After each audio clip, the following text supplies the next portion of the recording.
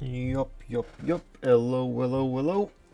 And it's that time again. That time of the day, once again, to do stuff and things and conquer some people and, I don't know, maybe do a little bit of trade and a little bit of religion, because that's what we do. And, oh yeah, it's a Wednesday, isn't it? Wednesday, my dudes. And I guess no dilly-dallying. Let's just get right in there. Yeah, last time did make it to 1500. This makes me think I actually need to make a screenshot. Need to get in, make a screenshot or something. Figured would be neat to, I don't know, just see how we do at the turn of every century, right? It's quite a big milestone after all. And speaking of milestones, today should be the big one. Today should be the one milestone of all of them. Well, actually, several, potentially.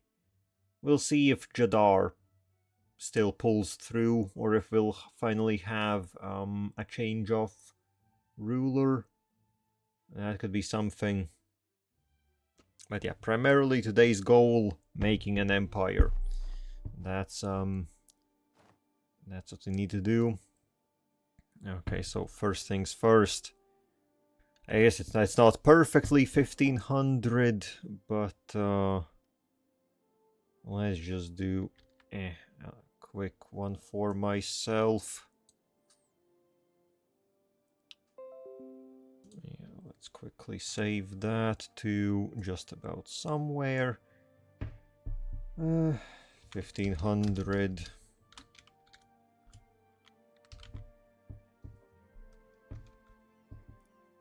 Alright, just thought of it as I was launching up the game, basically. Okay, so I'll have that.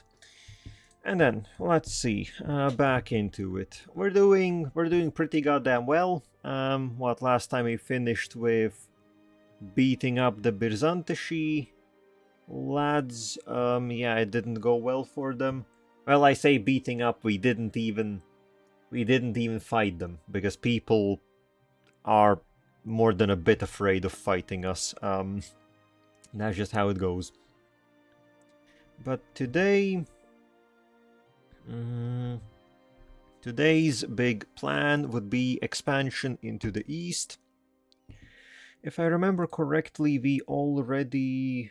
Yeah, the peace treaties ran out, the truces, so we need to get in there. One army is still drilling. They can do that for a month or two. Someone will have to stay behind in the west. We do need a little bit of rebel suppression.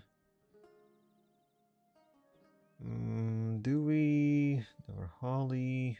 That's all in the east. That's nothing. That's only 5%. Yeah, the Byzantishi should be gaining quite quickly. Oh, well, actually everything else. I guess this is split between a lot of separate rebels. They each have like one province. Oh, except these guys. Okay, Kuzarami. They're also... Oh, and actually they are 13,000. Who even are they? Kuzaram. Was that a... I guess maybe that is one of the...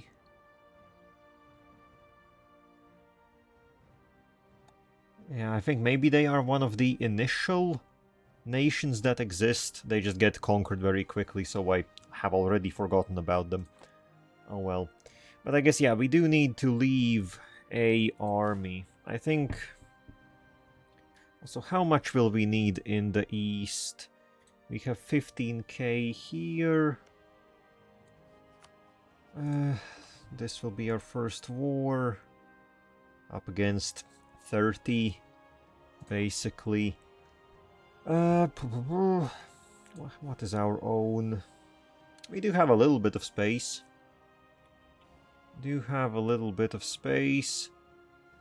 Could recruit some extra men.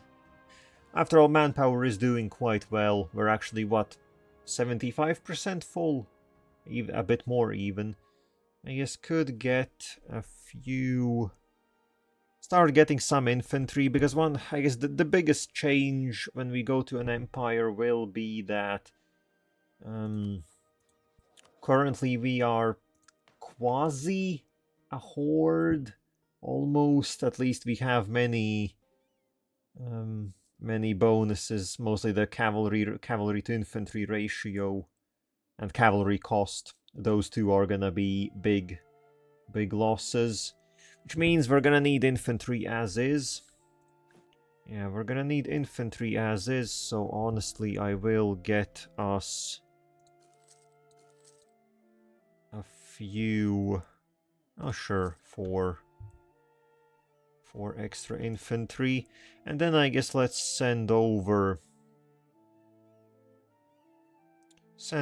this army of 10,000. And then that should be what, 30 combined should be good enough. Meanwhile, Jaddar again, Jaddar stays behind to deal with any potential rebels.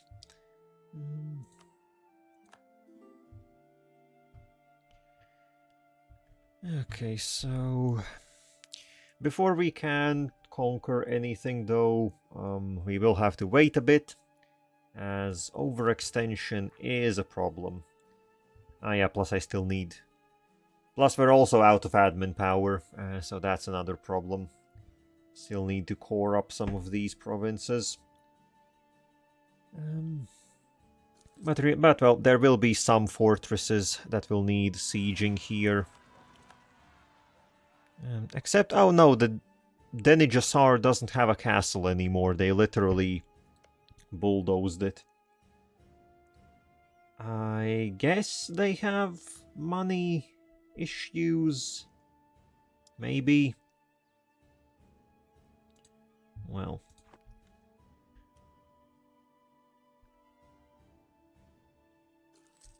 Also, okay. Also, could you please deal with your own particularists? Where even is the Tekral Makan force? Oh well, okay, they're all on the march back. I guess let's... Okay, sure, let's stop the drilling here. Need to regain.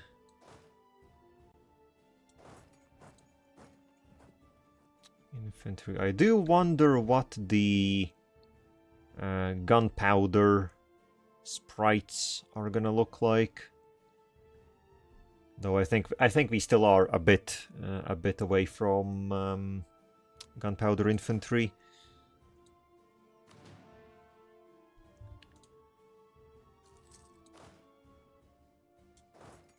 Okay, get in there, deal with them. Deal with those lads. Could you just not?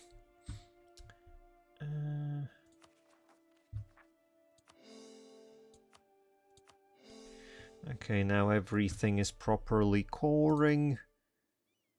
How is religion looking? Oh, we can convert.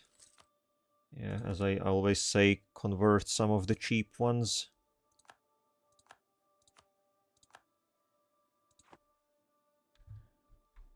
Yeah, Yazalmora is definitely expanding by the looks of it.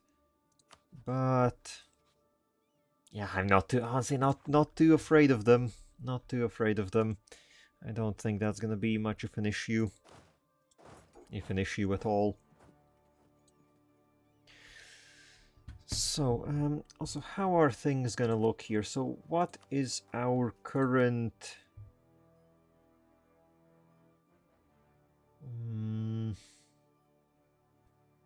What is this? So, I don't remember... It would be nice if I remembered the calculation for how much development you can have in overextension and such. Alas, I do not. Also, Verkal Gulan, please deal with... Oh, why is everyone like this? Also, the Kokzalan separatists down there. I guess Jaddar, time to start going on a trip. Time to start going on a trip. Okay. So, because the first... I think I will have to... Well, I won't have to, but I will fully annex Amut-Jasat. Oh, then, well... because, yeah, I guess I want to... we don't have quite claims on all of their lands, but I want to take this province simply so that I get access to Sardifadin right away. I'm not super in. Well, then again, I guess I could just. But yeah, basically, I want to take them, and then I guess what that would leave Amtujasat with one singular province. And I'm not really inclined to leaving just one single province, because then I have to clean that up at some point, and the way that we are playing, well, might as well just take everything in one fell swoop. Okay, army has arrived. I think I will do a little bit of equalizing here. Split off some cavalry.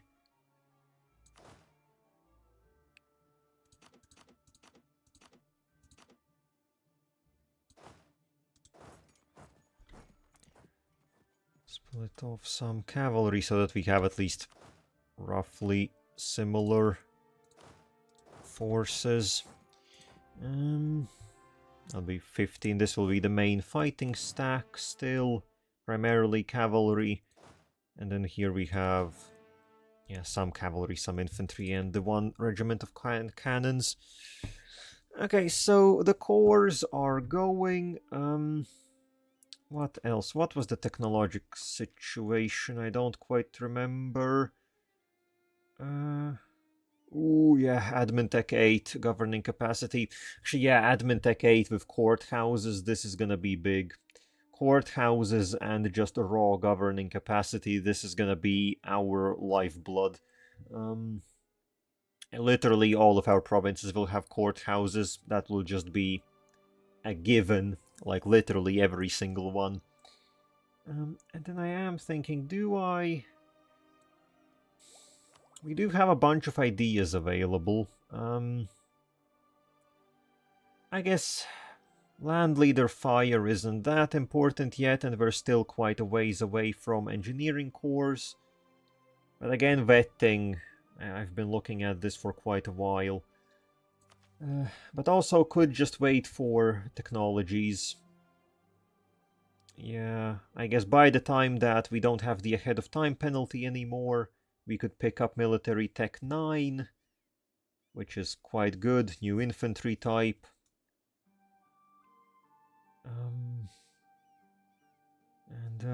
Hello, barley bread. We are just currently looking at some tech stuff, idea stuff.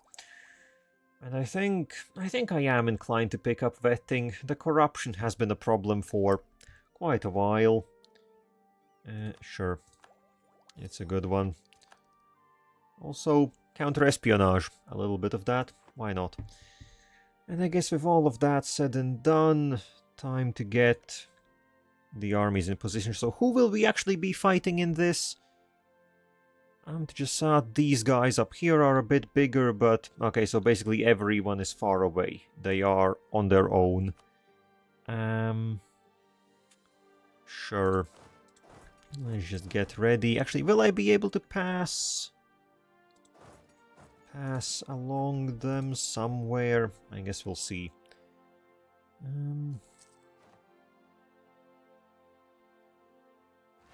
Oh, here we go, finally. Ah, yes, well, first, I guess we have a need. Actually, that's 15,000. That's 15,000 separatists. I guess I didn't look at the numbers previously. Good thing that they are on a fort, though. As such, I do not care. Though I do care enough to at least bring all the armies together. Okay, when are you arriving? 23rd. Actually, you wait a bit. I want the good general in there.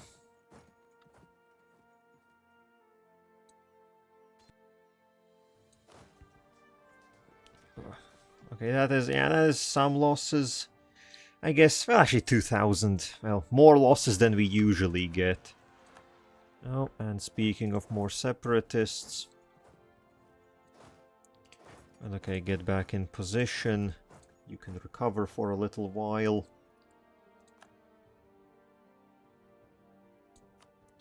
Okay, fervor is also up there, which means we can once again pop acceptance in like a month or two.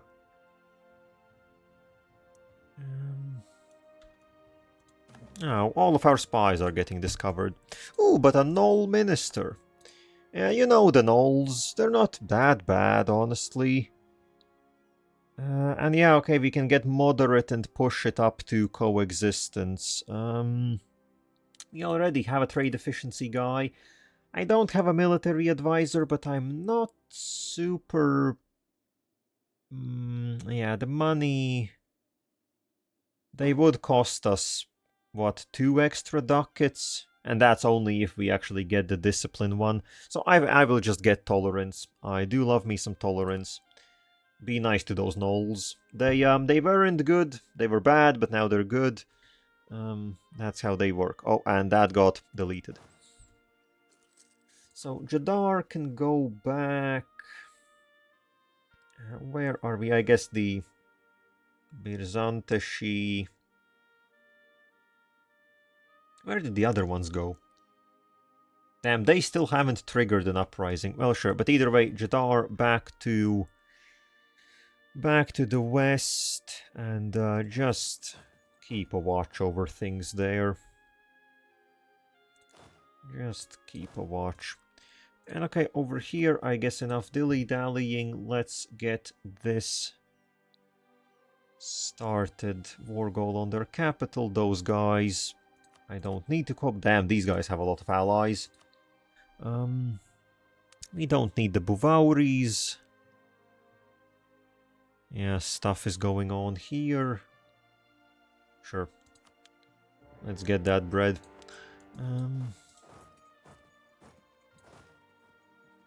Now, can I squeeze past? No, yeah, I guess I don't have open borders with anyone here, really. So we will be slightly stuck on the fort in their capital. Okay, also we don't need everyone here.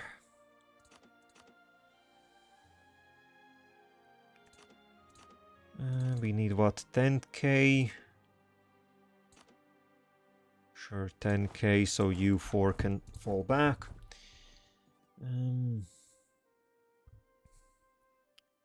Okay, but hopefully... Yeah, they don't have any fort defense, as a matter of fact. So siegeability is working out very nicely.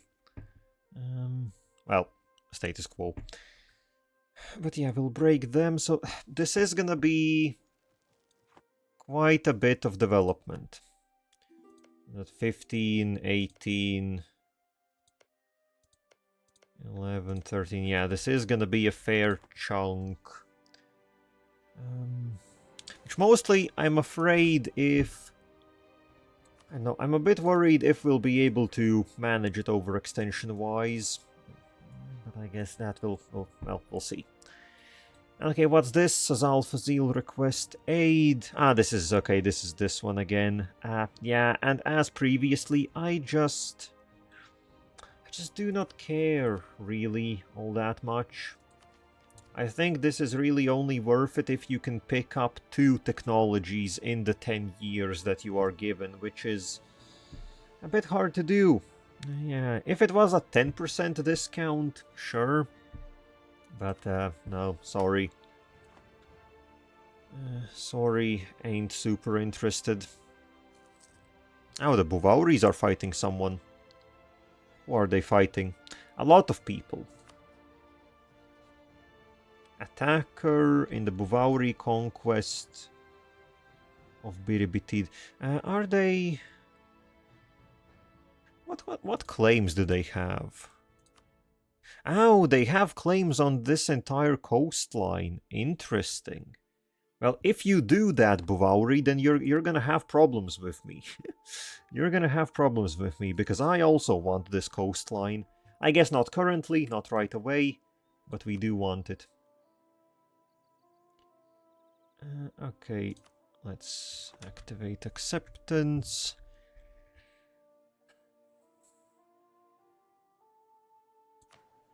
Do we need... No, everything is fine.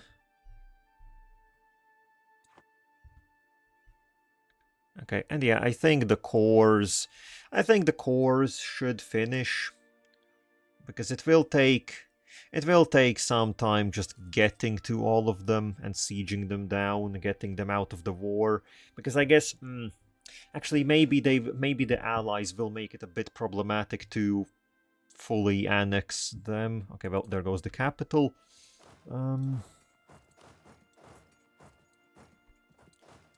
There goes the capital. Do we have... Also, who am I even fighting? These guys. Yep, sure. Ooh, that's an army. They're running. We can catch them. Yeah. Yeah, get in there.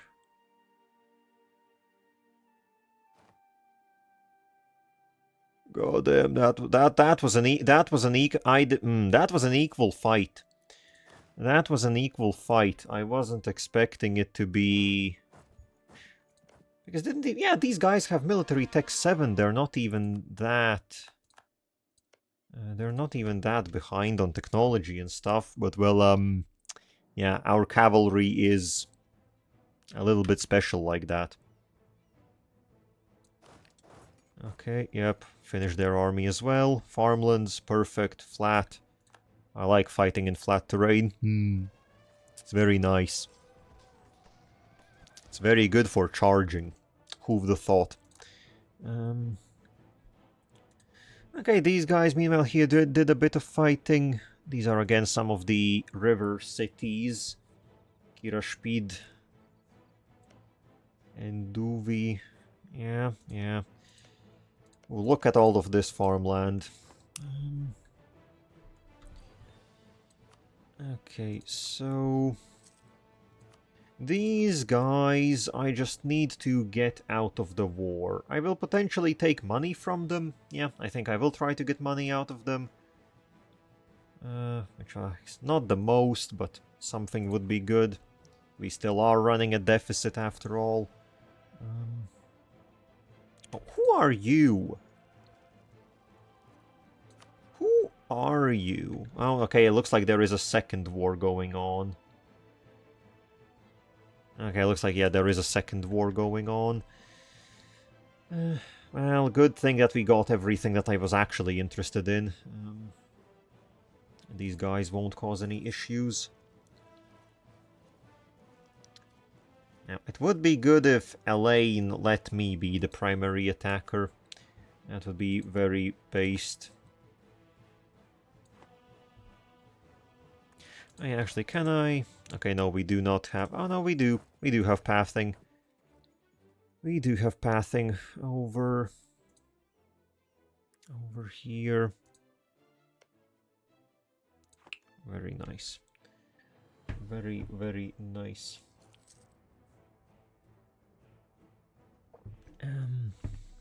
I guess if nothing else, the Buvauris, at least, like, having them as our allies means we can move around a bit more easily.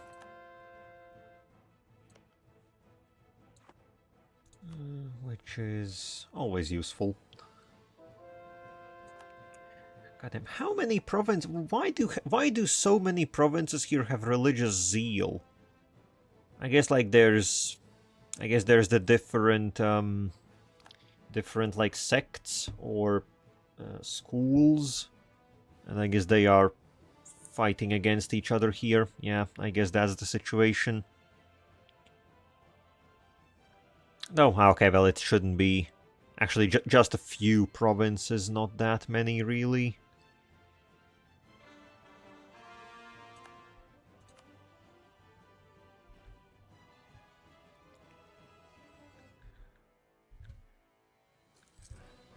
And okay, the cores are... The majority of cores at least are 2/3 done.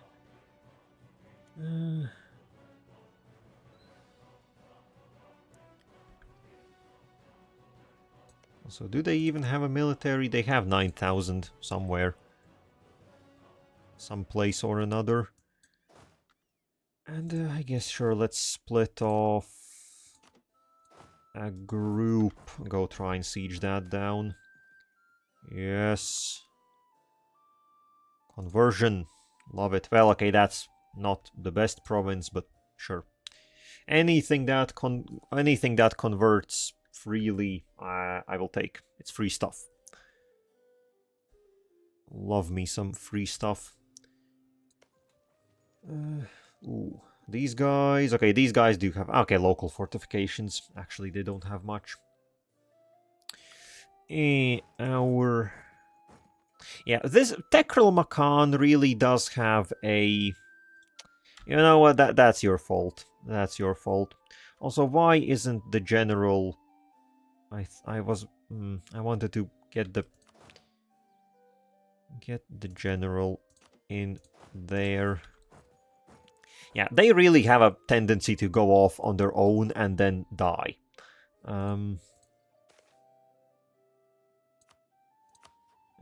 Yeah, well, and they got stack wiped in that. Fantastic. Tekril Makan, they're a special kind of vassal. They are... You know, I love all my children equally. You're my favorite, Elaine. You're my favorite, by far. But don't tell the others. I don't think they're gonna like it.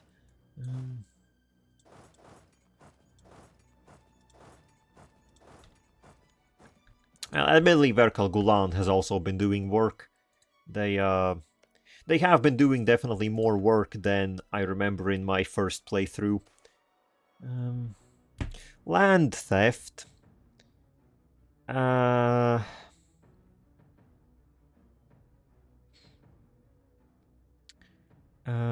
Sure, I guess we can let some of that slide. Actually, how are they states even looking? We are up to almost 41% crown land. I guess I haven't really done anything much as far as privileges go. But currently... Yeah, so we are climbing. We can also... Who are these? The Namaseers are the... Yeah, okay, the clergy and the nobility. Sure. The nobility can... Sure, the nobility can take a bit. Yeah. That does give us also more recovery speed. Well, I guess having these guys unhappy isn't the best, but they will recover. They will recover. It's no biggie.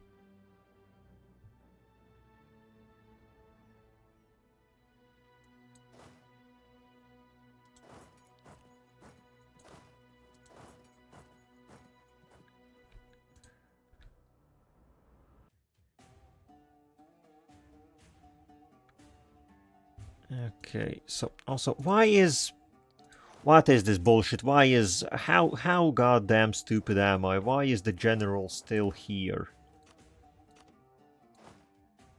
Why does it keep... Wait, what is this? I thought the general always stays on the left... What? What's happening here? The general was meant to stay on the left. Oh, well, I don't know. Wekok, internal conflicts. Yeah, they're not doing too hot. Damn, and neither is the Empire. Well, specifically, neither is Aranen. They are occupied by 3 different people.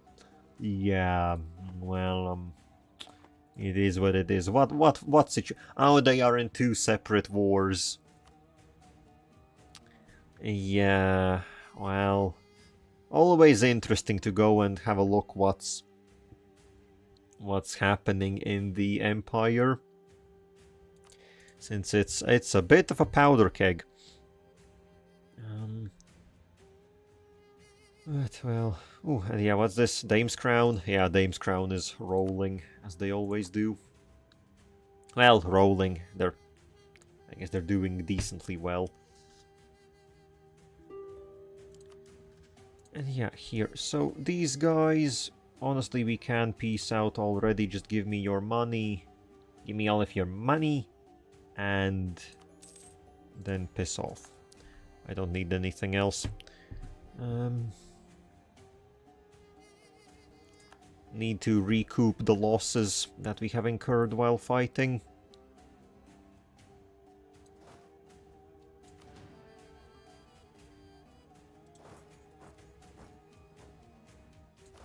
Okay, I will switch these armies around. That's what I can do. No! No! Our trade advisor! No, he was one of the best of us. And what's this? Knolls want to settle. Sure, we can help them out. We can help them out. It's only 10 admin for a small tolerance increase. So come on in. Now, do we have... okay, no, we don't have any... We don't have any cheap advisors. Mostly, currently, I think I'm only interested in advisors that are... Well, I guess this one isn't, but admin is so important that I will take anyone there. But I'm mostly interested in advisors that have a 50% discount. There is quite a lot of events that give us the chance to get some like that. So yeah, mostly I wanna get them.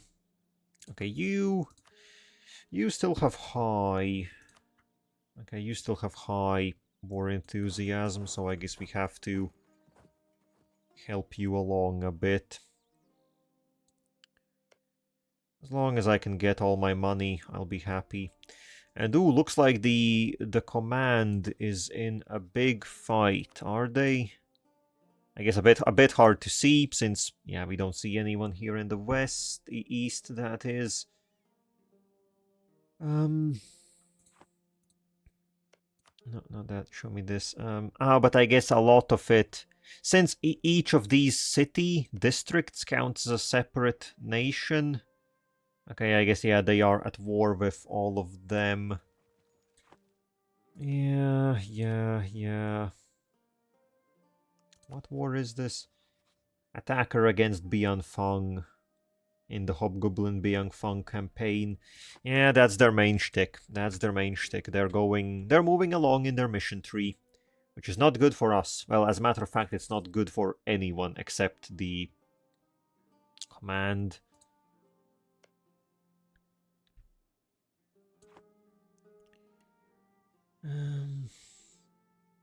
Oh, walls breached. Very cool. Okay, and honestly, I think I will reunify some armies and start sending them back. Money? You're still not don't want to give me money. Give me more money. Well, we'll take their capital and that will resolve itself. Also, I still need to wait for the cores to finish anyways. I can't really be finishing the piece right, making a piece right now. Otherwise, our overextension will explode a bit, most likely. Well, a bit. A good amount.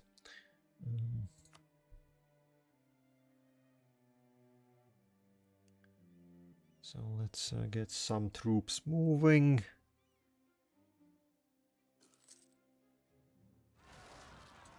Oh, there we go. Okay, farmlands, clean that up. Ow! Since when? I didn't even notice. What are they doing there? I guess they went through the north and yeah, decided to be funny. Decided to be funny like that. Bonk, bonk, bonk. Good stuff, Jaddar. Good stuff.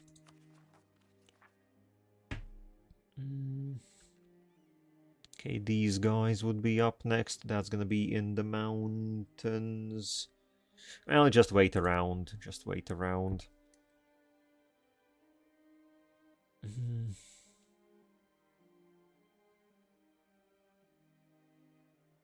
And there we go, that's another one.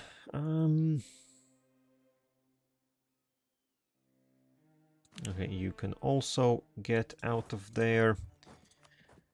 So these guys, we can peace out, give me all of your money, and do I want like reparations or something? Or actually, who else are they allied with? I might... Okay, no one that I honestly really care about. Treaties, war reparations, sure, pay me some money.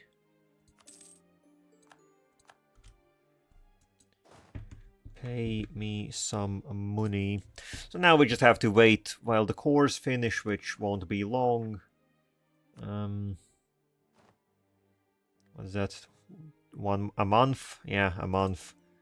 Unconditional surrender. Sure, yeah, we can wait 1 month until everything finishes up, and then hopefully we'll have enough space to gobble it all up. Maybe, possibly, I'm not entirely sure.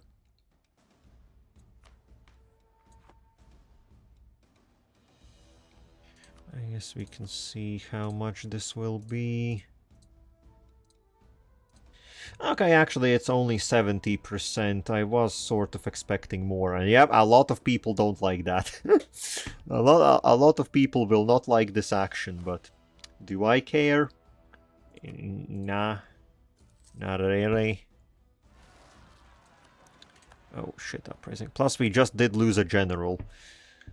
General issues. We need a new general. Well, I do have this one. I do have Kalrodir, but he is not the best, dare I say. So give me a legion captain. Come on, be a good one. Okay, at least, like, not a whole lot of other skills, but I wanted a guy with shock. And he's got 6 shock. So, well, who am I to really complain? It does what it says on the tin.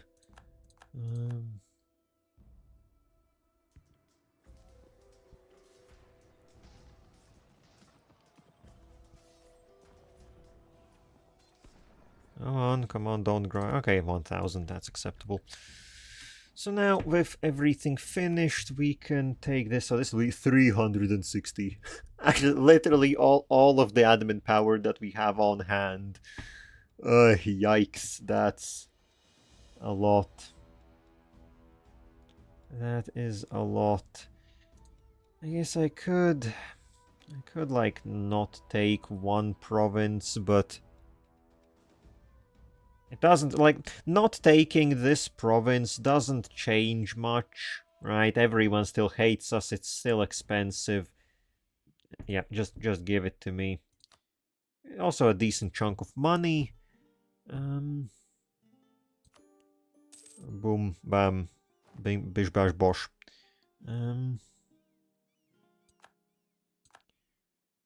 Bish bash bosh, core, all of that. Yeah. Well, the lands are expensive. What is this? Call to arms. Well, I guess it is against all the coastal ones. Sure. I didn't really want to mess with this, but we'll help out. We will help out. So what does this mean? These guys over here and then this coastline. What do you want me to? I guess I do have a path in the south.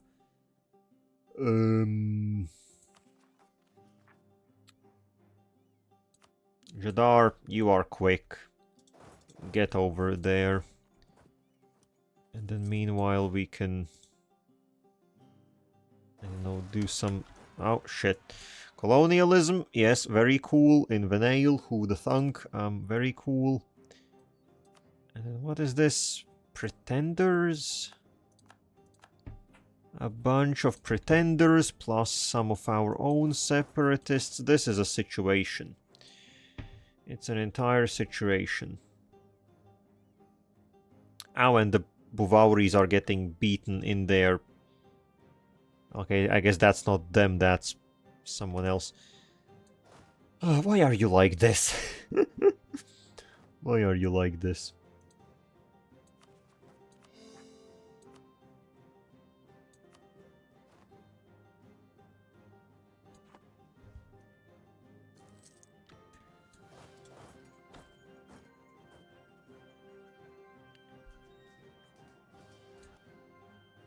Okay, that should be a swift dealing with. Goddamn, they survived the shock phase? That easily? Okay, and I guess then I have to help out. I have to help out dealing with these guys. And again, who knows? Maybe the pretenders would have a better ruler. What do I know? No, lose 50 Diplo. Suffering naval thought. We don't even have a navy. How can our strategies in terms of navy be suffering if we don't even have a navy? Oh, also, I think I just noticed that Elisna has lost more land to Keterata. They lost this state by the looks of it.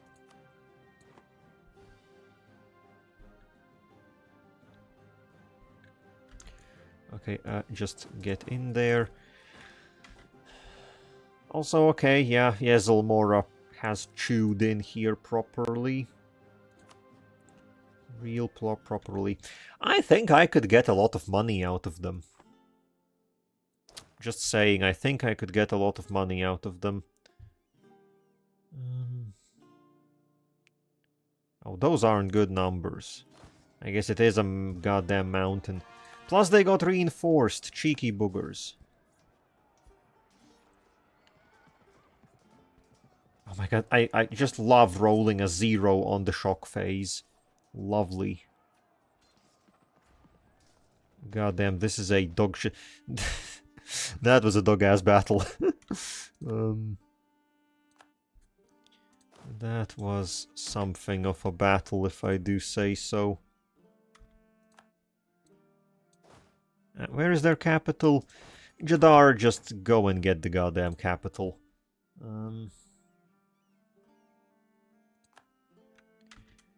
Okay, they have been wiped out. Oh, what's this? The Westward fleets. Talgear. So yeah, this is in relation to the colonization effort. The busiest port of Talgear was recently crowded with the most ships it has ever seen, as a major fleet assembled and departed for Alientir. But they are not alone, they are merely the first. Across Canor, adventurers and settlers are departing for this new and old world. This influx to Alientir has increased the demand for naval supplies, seasoned timber for ships, and so on and so forth. As a result, virtually all markets in Canor and Estcan have reported an increase of the price of naval supplies, and the ripple effect is bound to spread south and east before long. Yeah.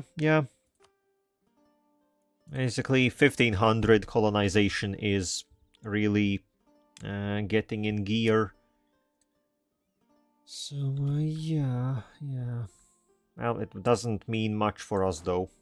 Seeing how we aren't really worried about colonizing anything. Oh, yeah.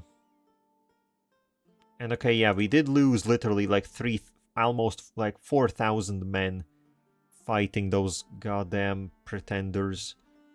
Why did I have to mess with that?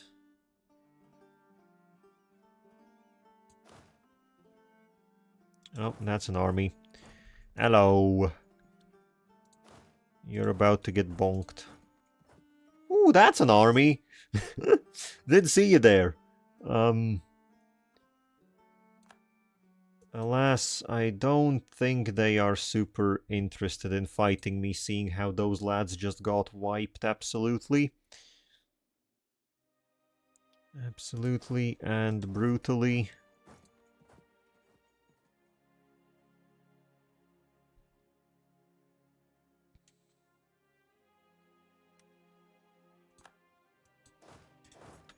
I more just care about taking their capital. And that's gonna be that. More separatists, sure.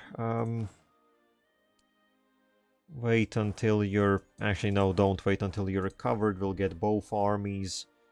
I don't want to be losing guys against separatists or some shit.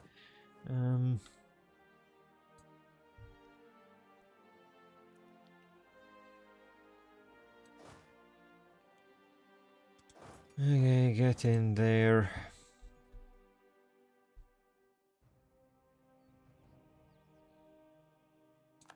Oh, well, okay. Looks like he got... Well, that's what happens when you get good rolls in the shock phase. Things just work. Yeah, things just work. God damn, this is negative 49, I guess. Oh, what's this? Nugui. That's not a nice image. In the jungle... No, these are dry lands. In a distant past, a horrifying act of barbarism befell a woman as marauding soldiers ravaged her village. They looted treasures, killed most of the inhabitants, and inflicted unspeakable atrocities upon them. Just before the woman met her own tragic end, she vowed to seek vengeance against all who served and took innocent lives. Now it appears that her spirit indeed seeks retribution, but driven by fury she is indiscriminately targeting every young serving man, even those who have not caused harm to others. We find ourselves powerless to halt this spirit's actions, left only to hope that her thirst for vengeance will eventually be satisfied, or that she will move on to another place. The village remains in fear, unsure of how to alleviate the haunting presence of this tormented soul. Yeah, losing manpower is not good for us. 2,500 manpower is like a year's worth. Actually, a bit more. Oh no, yeah, basically a year's worth. I do hope that... No, I guess there isn't a temple here. Since we are conquering territory in Rachen and later Hales, I am a bit worried about all the stuff that is gonna happen in the Age of Unraveling. Since that is when all sorts of ghastly shit starts happening across the entire world, but primarily in Hales and Rachen. Because turns out there are quite a few ancient spirits locked away here, which as you might imagine, they're not nice. Well, they're nice to a few people. We're not one of them. We are not one of them.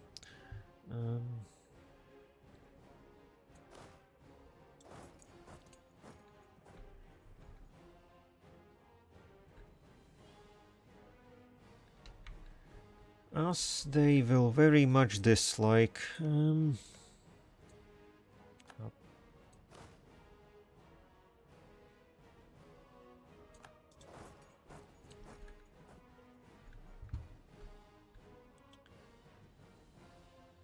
Okay, meanwhile, naval action off of the coast. Yeah, I think the Bavauris don't really have a chance navally. Then again, I guess they do have a... They are fighting with transports. My god.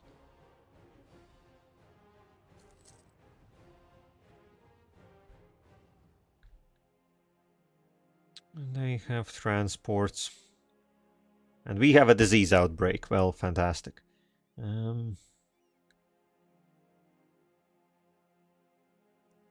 Fan-flippin-tastic. Okay, I guess get back here, just in case they show up and want to fight. What are the... Can they actually take these fights? Well, I guess the enemy is also using a lot of transports. But still, I don't think this is a smart thing to do. Yes, well, evidently it isn't turning in their favor. Goddamn Buvauris stopping me in the middle of... Well, admittedly, we do need to recover admin. And I do need to wait for some of these to finish coring before we can move on, so I guess not the end of the world that we get caught up in something like this. But still, we could have not been caught up in it, and that would have been even better. What can you do? It is what it is.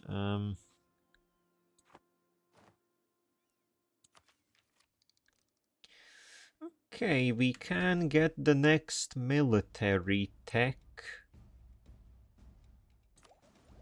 And yeah, I think I will. Military tactics and combat whiff is gonna be useful right away.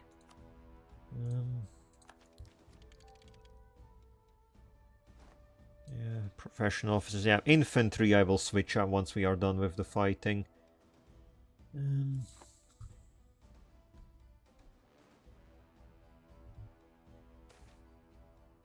Religious violence. Sorry. Anzabad. Anzabad is a good place. I would prefer it if Anzabad doesn't burn down. But 50 admin is a lot of admin, I have to say. Please don't lose. No! It's a 40% chance to not lose anything.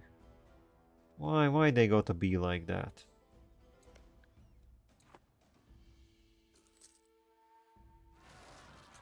Oh. Ow. Well, yeah, can we... Well, they are in range of the fort, so even if they siege something down, it won't change anything. But it would be nice if, I guess, Jaddar here could wrap things up relatively quickly and go do the cleaning.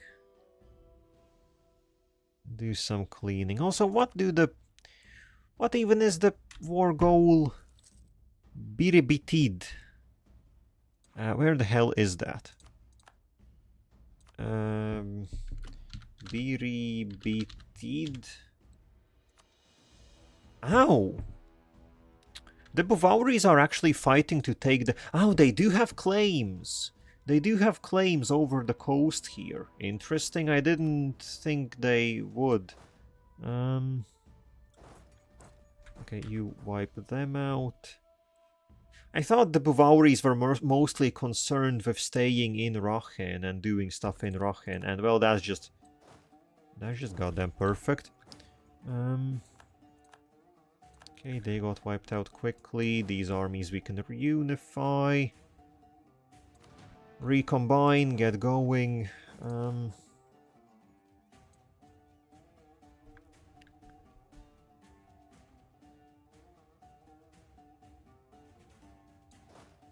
Now, I don't want to accidentally ride into those 20k. Oh, what's this? Gundagar, where are you? In here. End of philosophical turmoil.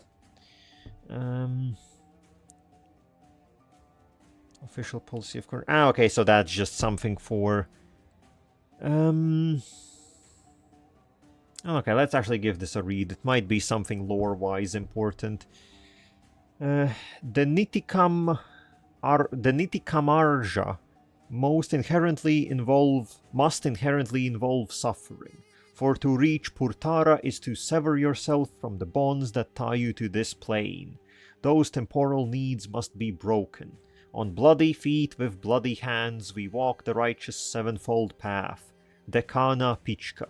All is suffering till that fateful moment of true freedom. Unknown author, Brahmakala of Tianlo High Temple.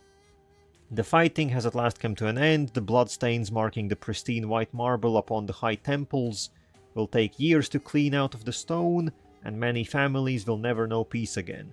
But at the very least, the worst is over.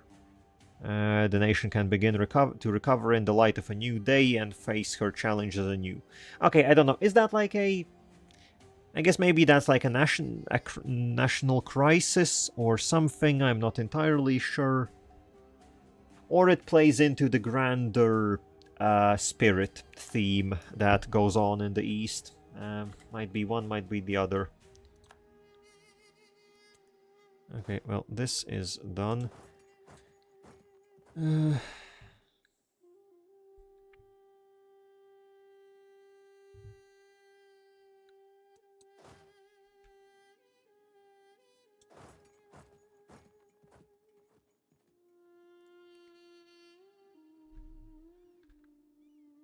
Okay, they are still chilling, just chilling. And now they are running into the desert. You know, the desert... Oh, okay, my guys are engaging. If my vassals are engaging, then I can also definitely help out. Honestly, seeing how many troops they have, they might even... Well, no, I don't think they would do that themselves. Okay, but, well, with our arrival, yeah, things very much... Yeah, well, there goes that entire army. Very interesting. Okay, and they are besieging the fort. And now, I guess the Buvauris here themselves will likely siege everything down.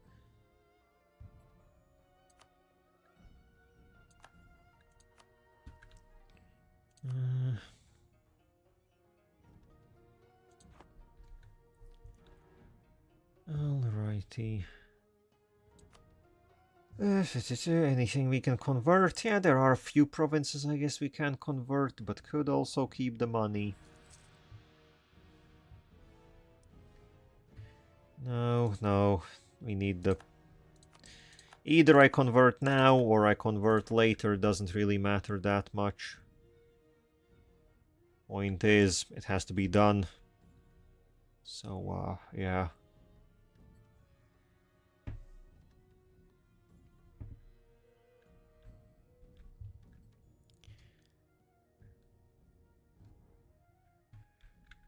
Okay, well, things are happening. Things are happening, and yeah, the Birzanteshis are still losing against their pretender rebels. Yeah, it hasn't been honestly, the last decade or two just haven't been good for them. By any means, they haven't been good.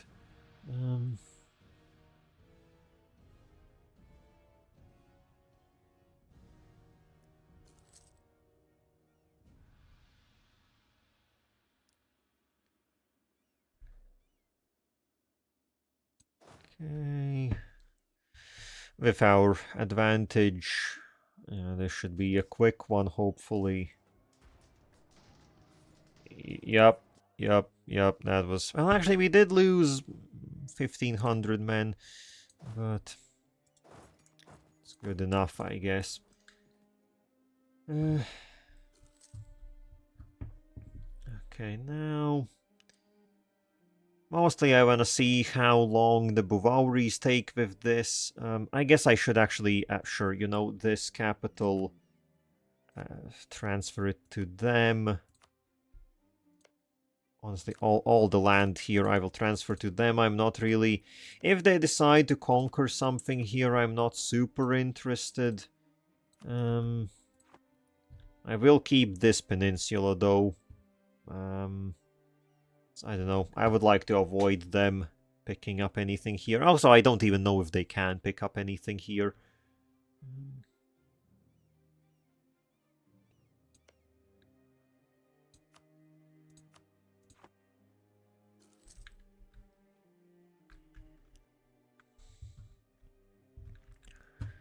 Now, it just depends how much more they want to... Like, what they're actually aiming for here. In the meanwhile, I am seeing that our government reforms are... We are closing in on the next one, which is big, because the next reform is the military reform. It will be the military one. So, obviously, Army of Halan is what I'm aiming for. But that's a... It takes quite a lot of work. It takes quite a lot of work to get there. And yeah, that will be... And I think basically, like, you have to not quite do a world conquest, but almost something similar to achieve this. So for now, we will just have to consider some more basic things. And I think these will change once we turn into an empire, and it will be more race-based, if I'm not mistaken. But either way, like, the bonuses will be somewhat similar.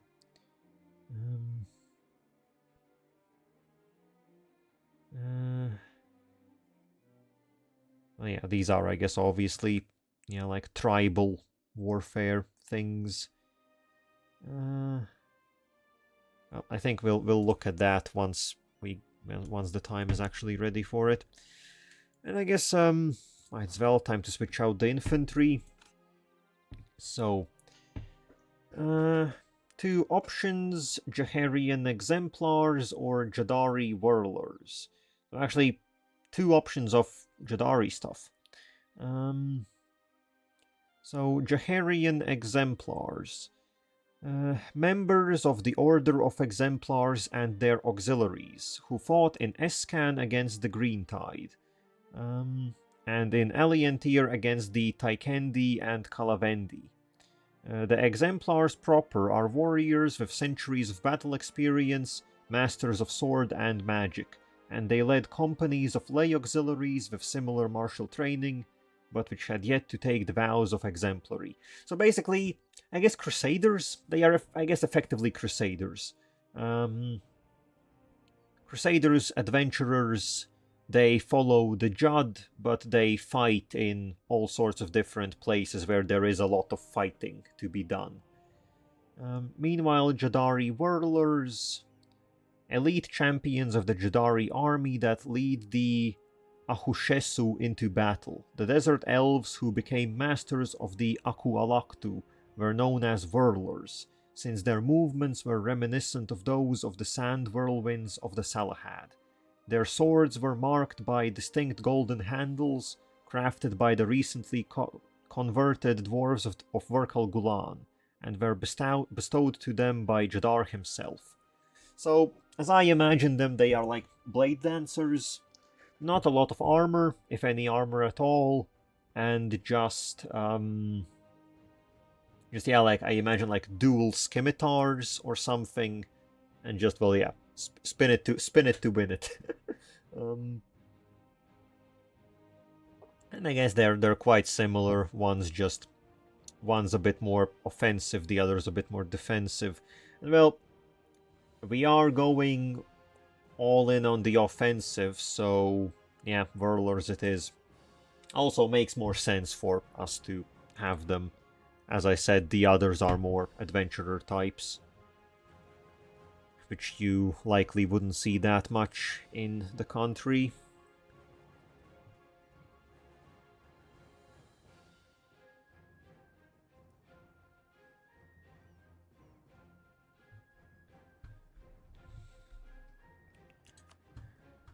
Okay, I do wonder what are the Buvauris still going for here.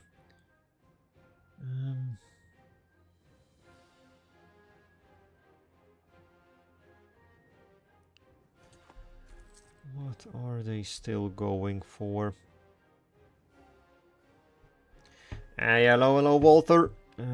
How you doing? We are currently in the middle of assisting some allies in a fight. The Buvauris called me in to a little tussle, I guess. And currently I'm trying to figure out how much they really want from this. Another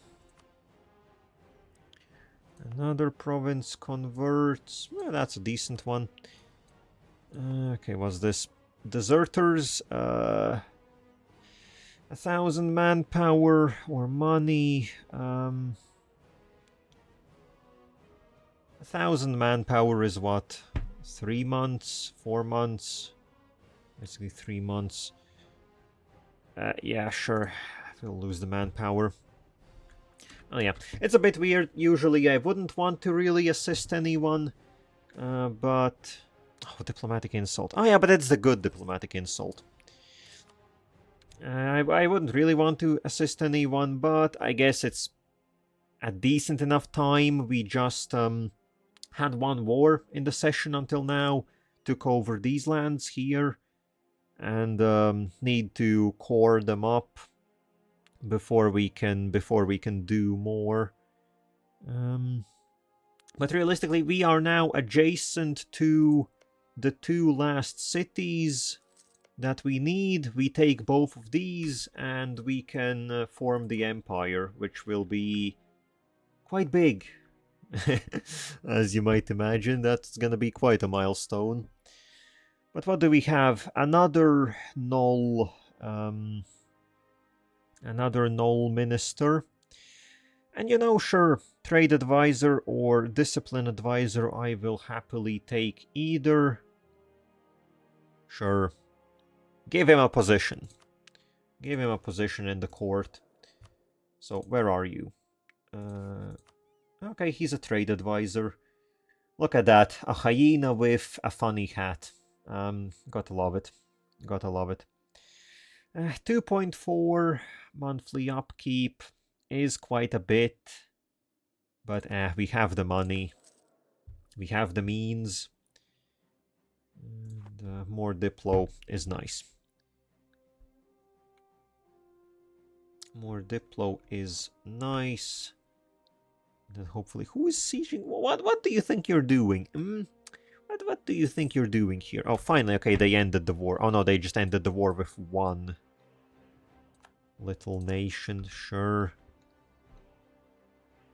Come on, Bavauris. Do they? I guess they want 100%. I assume. But they're also throwing away their navy all the time. They're a weird bunch. They're a weird bunch.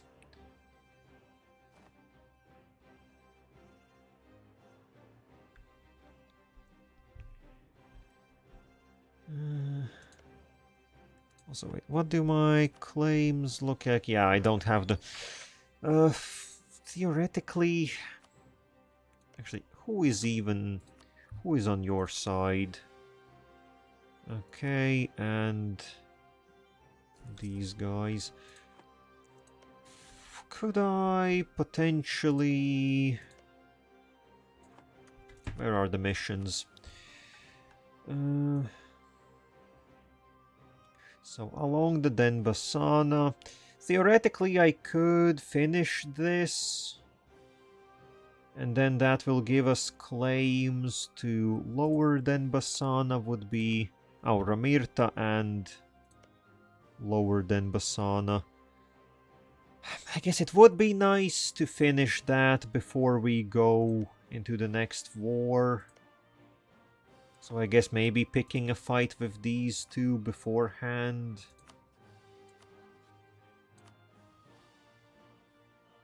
Could be something. Though they all have different allies, which is a slight bit annoying.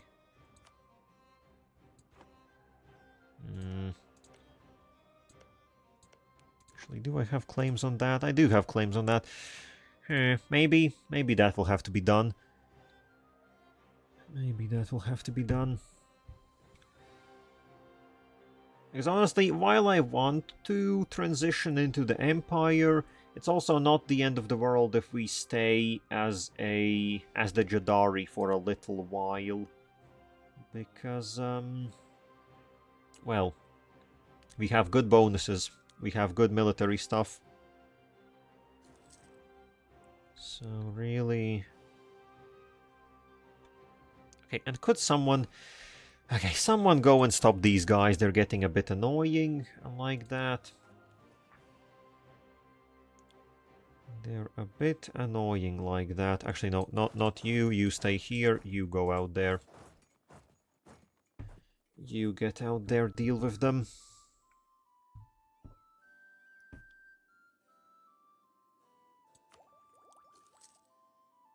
How is stuff looking? Oh, yeah, there we go. As I thought, 10k.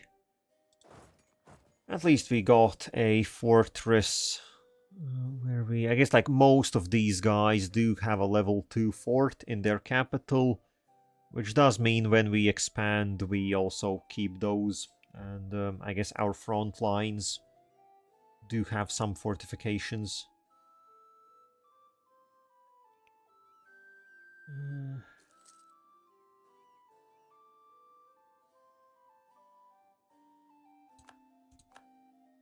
Now, our agents keep getting discovered. Not the best of luck, not the best of luck. Also, goddamn, these rolls are trash. Well, the last one was good. Could have started with that.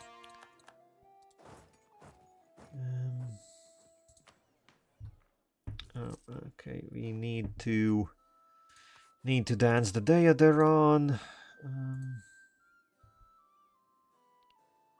And the first batch of cores is done. We're down to 30% overextension. Well, overextension as a whole, yeah. Governing capacity is again squeezing.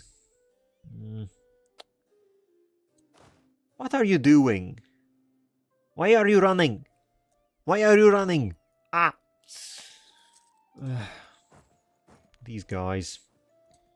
Also, please, Buvauri, end the goddamn war. This is beyond annoying. If you want to capture these guys, send an army. Okay, no, they did piece them out. God damn, they even got one province. How the hell did they do that? Oh, because they actually had gotten their capital. I get it. Well, sure. Now, surely you can finish all the other wars. Right? Right, I won't have to wait.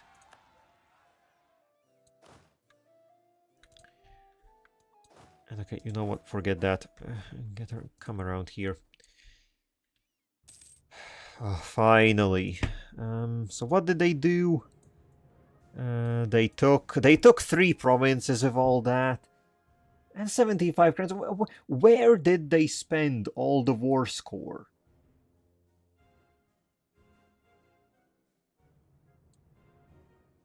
Oh, oh my god, what is this? They took 2 provinces here as well. What? I will cave your skull in. Christ, okay, we just... Well, yeah. This is why I don't like helping allies, quote-unquote allies. Poor quality copper, why you do that? And there... What is this? Sure. Oh my god, they hate us at this point. I guess we don't... They don't really like us for any particular reason, and they... Wait, I refused military, and they dislike the fact that we have done aggressive expansion. Well, boy oh boy, do I have news for you. Aggressive expansion is only beginning. Aggressive expansion is only beginning.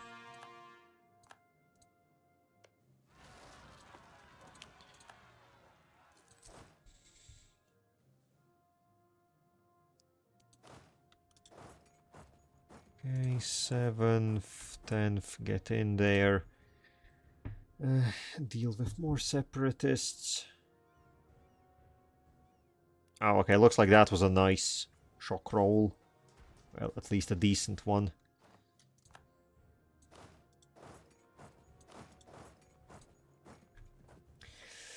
And how are other things looking? Do more religious shenanigans here and there.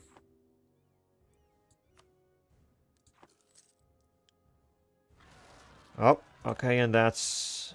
Okay, reconquest. Okay, a lot of fighting in the south. Yeah, a lot of stuff is going on here, which I don't really care about. So, now that we are out of that annoying war, we can actually do our own stuff again. Looks what Denijasar. Oh, Denijasar has gotten into a fight.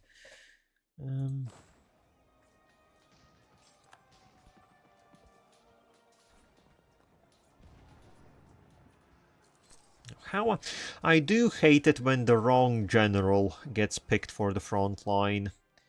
That is always... Like, how the hell did that even happen? The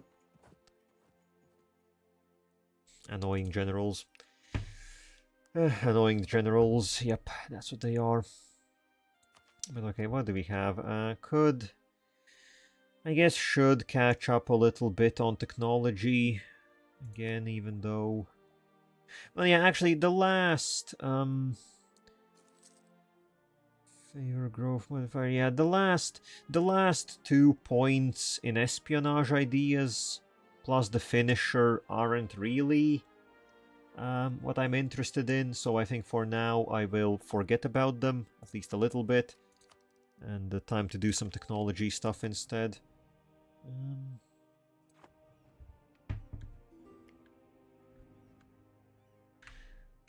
Okay, yep, okay, this is all exploding. Sure, I don't care. What's our rebel situation? Peasants. Okay, the dwarves. The dwarves are getting peasants because of taxing problems, and they are getting all sorts of issues. Yeah, well, what am I meant to do? What am I meant to do? Honestly, I need to... I haven't gotten that damn Inquisitor. I really need to convert Verkal Gulan to be Jaddari. Yeah, well, Jadd followers, I guess. They still are their own religion, ancestor worship, which I guess it would have been better to convert them while they hadn't colonized any territory yet. Because now everything that they have colonized is also their religion, but that shouldn't be too much of an issue. But okay, now, what are we looking at? We don't... Okay, we are basically... All our own separatists have been quelled. There shouldn't be much trouble. Which means... Let's look at... what do we do here? So, I guess I want to finish the mission. I guess I want to do this properly, finish all the missions, which means we need to fight... We need to fight Sadathar and Rabhidaraj before we go into Denijassar. And these guys both have separate allies.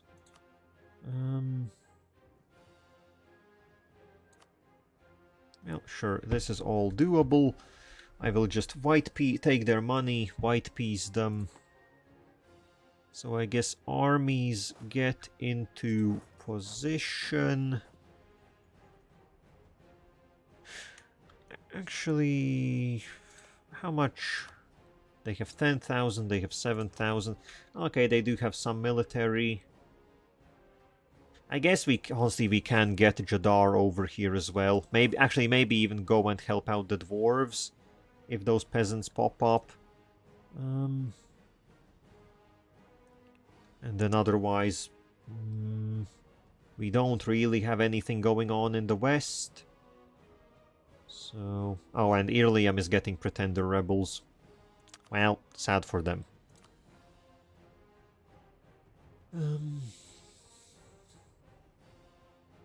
Okay, let's see. Manpower is recovering a little bit again. We have, like, the last war or two did cause us to lose like 10,000 manpower in the pool, which is a bit more than I'd like to lose. But then again, acceptable. And okay, I guess since it's a little while until the next military technology, time to continue with the ideas. Superior firepower, yes. We don't do much shooting currently, but later in the game we will be doing a lot of shooting. And then that will come in handy.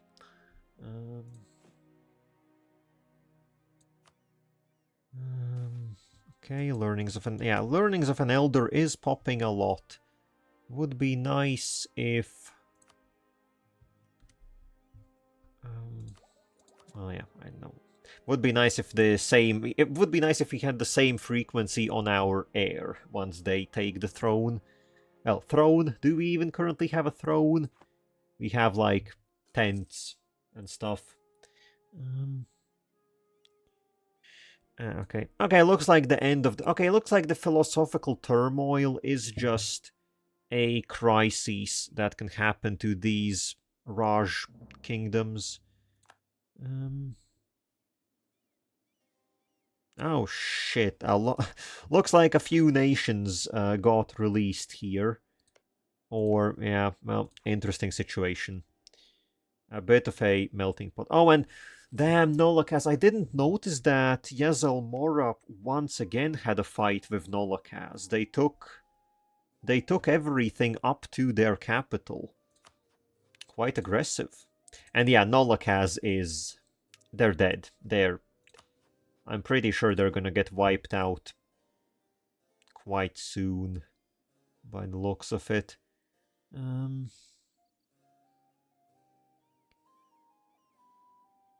Okay. Back to us, though. How is this looking? Peasants, do I care enough about the peasants? Yeah, sure, I guess. Would be a shame if the peasants caused noticeable damage somehow. Also, I am noticing our money is somewhat dwindling. We are down to, I say, just 500 in the treasury. Not like 500 is nothing, but yeah, it's not perfect. Definitely, that much can be said.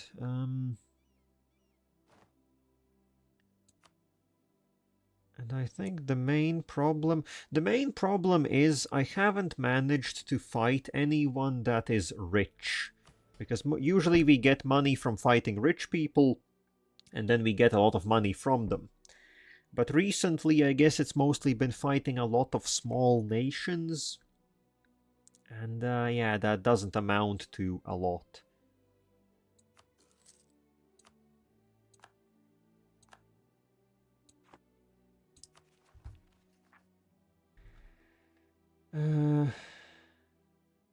Actually, what sort of an army do the dwarves have? They have 11... Actually, they have 20,000 manpower.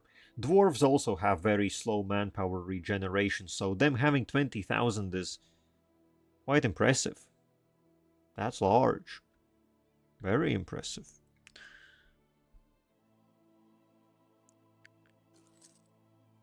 Okay, there they... will they actually have popped in... Okay, in their capital, sure, we can help you deal with that. Ooh, also another era ability. So now, at this point, I definitely don't know what I want anymore. The terrain isn't really any good. Well, then again, we currently are in the mountain, which would slightly reduce the penalty that we usually get from mountains. What are the other options? I guess cavalry to infantry ratio, but that's really only useful once we become the Empire. I guess, sure, combat bonus in our capital terrain. Yeah. Sure, we'll make that work.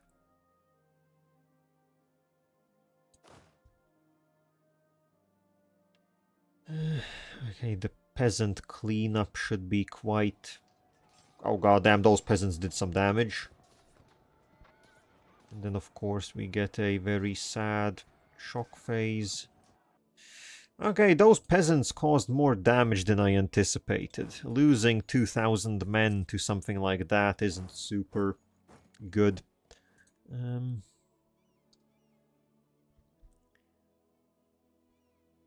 But okay, well, either way, I guess it's time to start the fighting. But before we start the fighting, has been hour and a half, so it's a stretch and toilet break. So be back in a few minutes.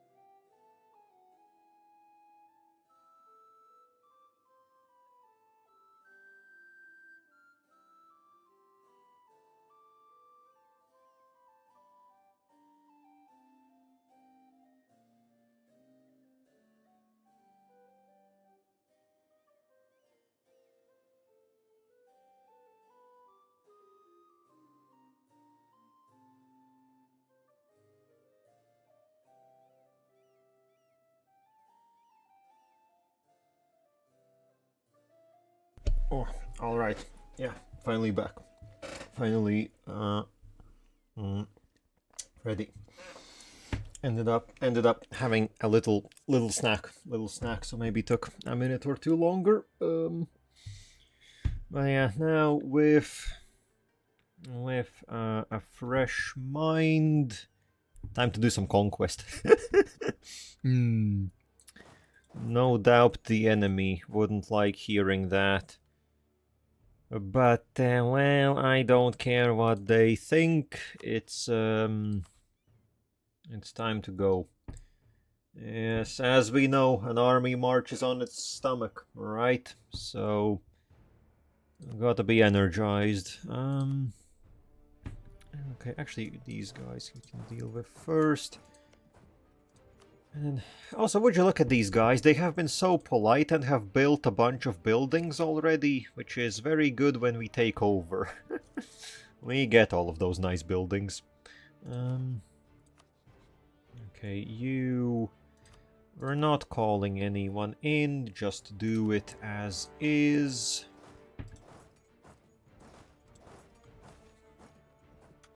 What's this?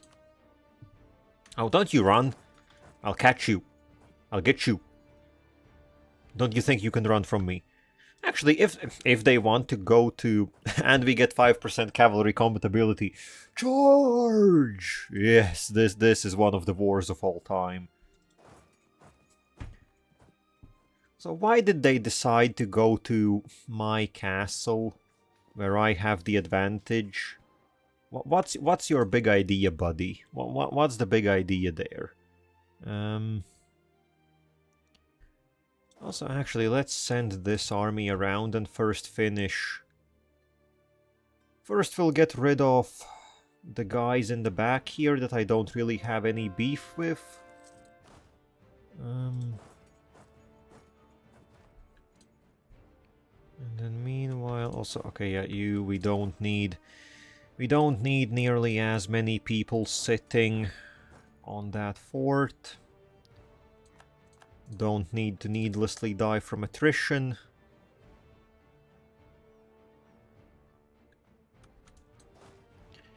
Okay, here we can bring in... Honestly, bring in the cannon and some infantry, and that will do it.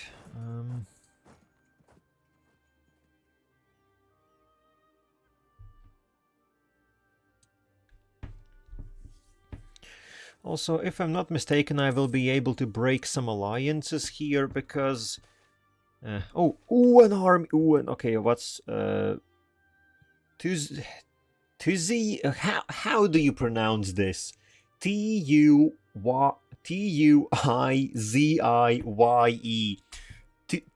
Twizy... Christ. Okay, releaser of bumblebees. What is this? The province of Amtujasat is in ecstasy after a swarm of friendly bumblebees paid them a visit. The little critters have diligently pollinated the flowers, trees, and greenery of the local population, who now feel safe and secure. They believe Tuzi, the spirit of insects, has graced them with this visit. The reason for this occurrence is unknown, as Tuzi can be rather capricious, releasing all sorts of critters at will. Sure? I guess that's cute.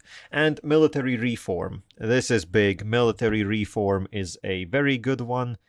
And obviously, since we literally do not have a navy, kind of pointless reforming it.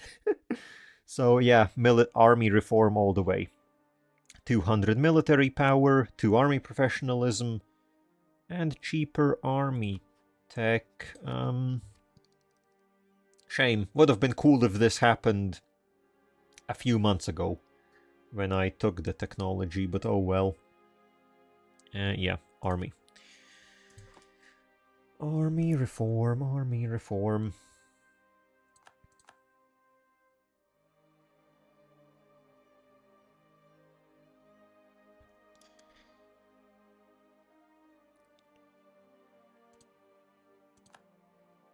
So, Gundagar. Are any of these people allied with Gundagar? No. Okay, so I could just... I guess I will have to take their capital and then just take their money and piece them out. Don't need anything else from them.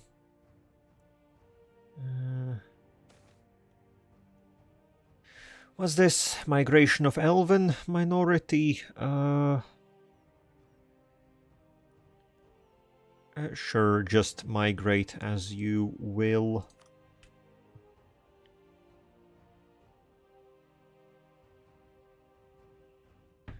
Migrate as you will. Okay, you know what? Let's swing Jaddar around. Then we can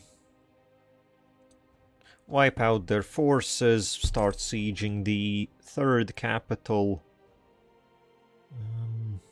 Don't want to spend too much time on it. Disease outbreak. Ugh. Arr. Why you like that?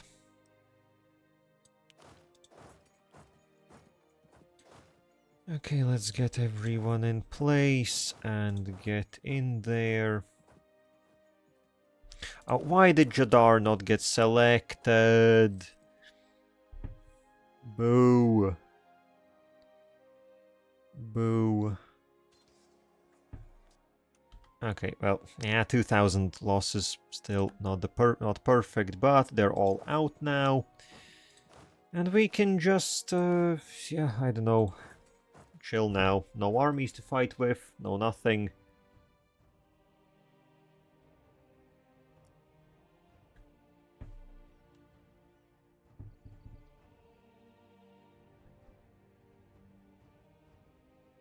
Okay, and now everything is under siege. All that's left is waiting to get the fortresses that we need.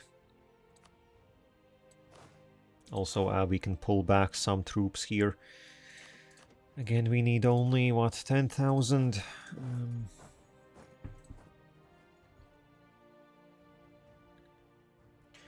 So high fervor. Oh, fervor is at maximum once again.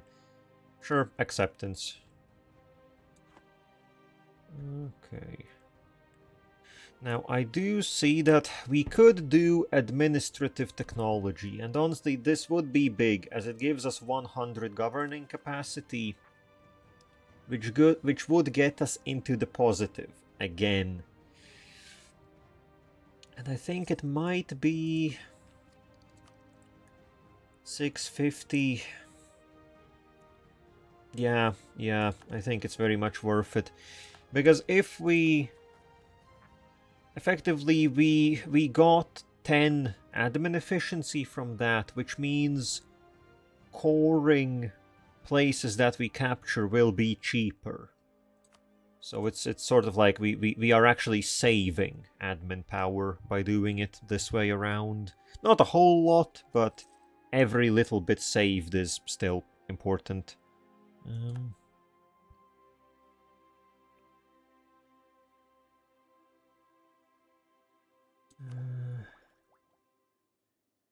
Caravan power. Yeah, kind of a bit of a shame with the Jaddari ideas, because I think if you're playing at all properly, you just won't get all of them. Like, you will never really see some of the later ones. I guess unless you decide to stick with the Jaddari ideas until... Like, you don't take the Jadd Empire ideas, you stick with the basic ones, but I think that's just the wrong thing to do, objectively. Okay, so you just give me your money, which is actually 125. That's... Okay, we get 100, but that's not a unsubstantial amount of cash. Yeah, that's not bad. That's not bad. Don't care about any of that. Sure, just give me some cash money.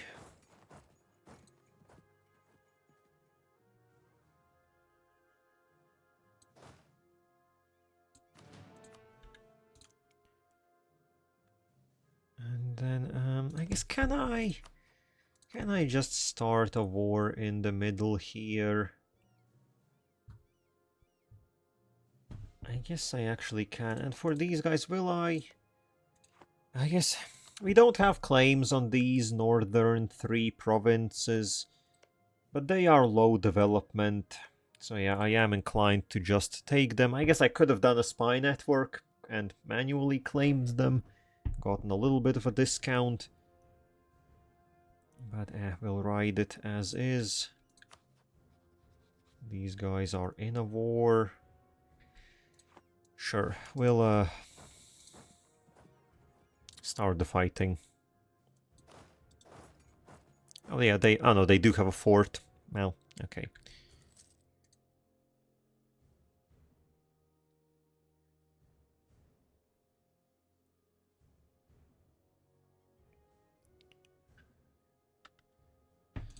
Okay, so let's get this started. Give me your capital. These guys in the south I don't care about. Get in there, get in. Actually, you're only one. Actually, you're only one. Yeah, I guess I don't have. I guess that guy's 2 siege, but also I need to split off. You capture that instead.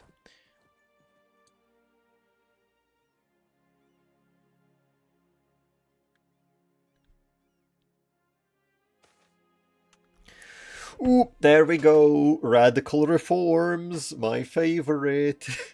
My favorite. So, radical reforms is a way to get 400 power, 200 admin, 200 diplo. How do you get this event? You get it if you specifically have a inflation reduction advisor in your admin slot and a trade efficiency advisor in your diplomatic slot. So they're 2 smart cookies and they figure out a lot of stuff, right? But I guess the catch is we don't actually care about the radical reforms because that gives a lot of mercantilism but costs stability. No. What I care about is if you fire them, you just get raw power, 200 of each. And now there is this little cheeky thing, which is if we just fire them manually, they stay in the pool. So we take our power and we rehire them. That is a little bit of a cheeky thing. I know some might feel that that's, I don't know, a glitch or something, or not working as intended. But I think at this point, literally everyone that plays EU4 somewhat seriously knows about it. And I think at this point, if the devs removed it, that would be quite a... at this point, it's a mechanic. It's a feature. At this point, it's a feature.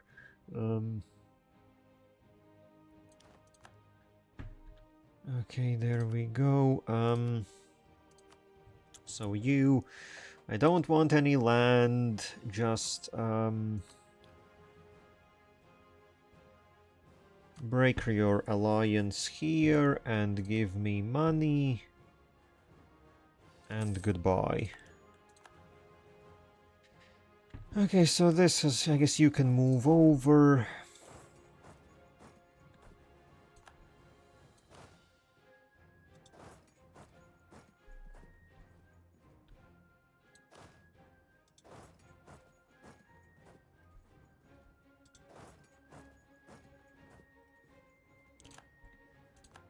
Okay, so we need to... which army did I need to move off? That's our siege general. That's all correct, so you go north.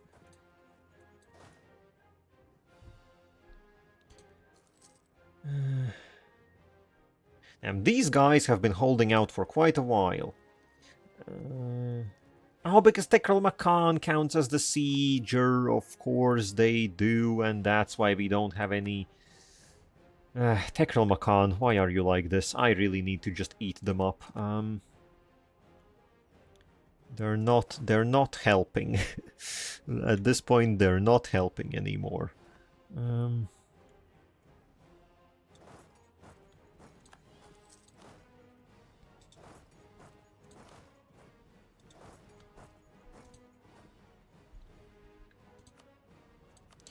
Okay, so I want everything. Okay, yeah, they have surrendered as is. Give me everything.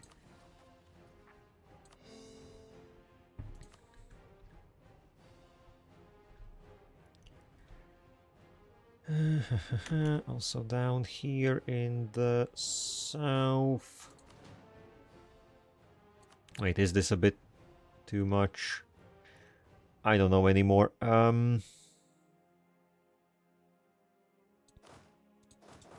Capture this. Jaddar, yes, Jaddar doesn't have... Okay, Jaddar doesn't have anything left over anymore. Just go there, get their capital. Equal amongst men. Oh, these are... Ah, yeah, these are the gnolls. I think these are the gnolls that got mentioned in the previous stream. Yeah, the Empire has some, which is quite interesting. Gnoll's Gate. Oh, I guess, yeah, like this entire this entire gate has some gnolls living there. Interesting, neat. I think they're neat.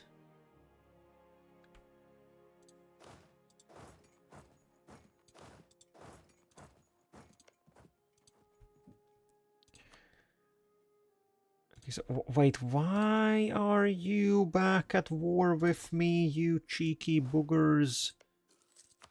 Well, sure, I guess send... Oh, and okay, we do get our reform. So this is the military reform. It is only tribal, so the bonuses are a bit different from what we'd get usually. But I guess what do we have available to us here? Reinforcement speed, cost, and supply limit. I guess as elves, we do have more expensive and slower reinforcing, so I guess this would be a sort of a way to save on money a little bit. This is Navy, which we don't care about. Attrition. Attrition I also don't super worry about. War games. Drill gain and drill loss would be a good thing, but again, I'm not managing to get in any substantial amount of drill. So I don't think we'll get a lot out of it. This is forts. Honestly, fort maintenance wouldn't be bad. We spend quite a lot. We spend quite a lot on maintaining our forts, so honestly... Plus getting a little bit of... I guess defense isn't important. It would just basically be the maintenance. Cavalry. This doesn't give cavalry combat ability. Otherwise I might take it. It's only cost and ratio, which we don't really need. We don't have special troops. And we don't use mercenaries. So all in all, it's a bit of a mixed bag.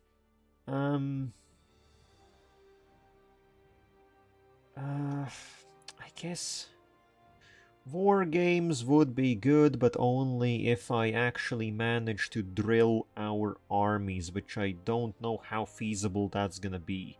I think for now I will just pick up mage shields, which is... It doesn't really make sense for us. We're not defensive, we are offensive, but it's purely because of the cheaper fort maintenance. We have a lot of castles that need maintaining, and money is problematic. So if we can spend less, then that's good. That's good for me.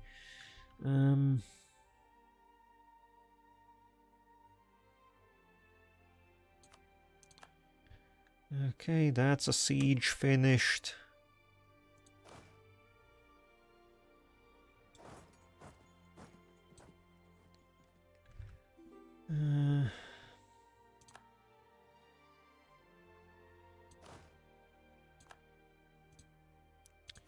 Okay, you guys. Oh, I can just piece you out. Give me money. And are you allied with anyone I care about? No, not really. So just, yeah, give me money and peace out.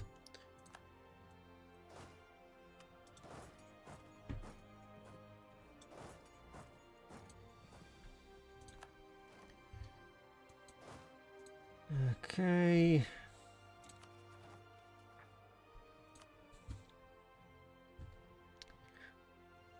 All looking good.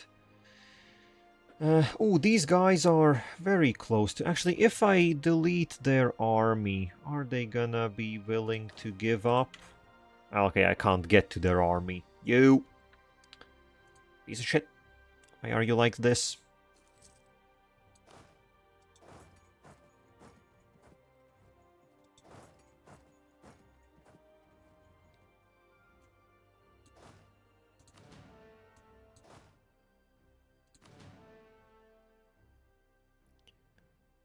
Okay...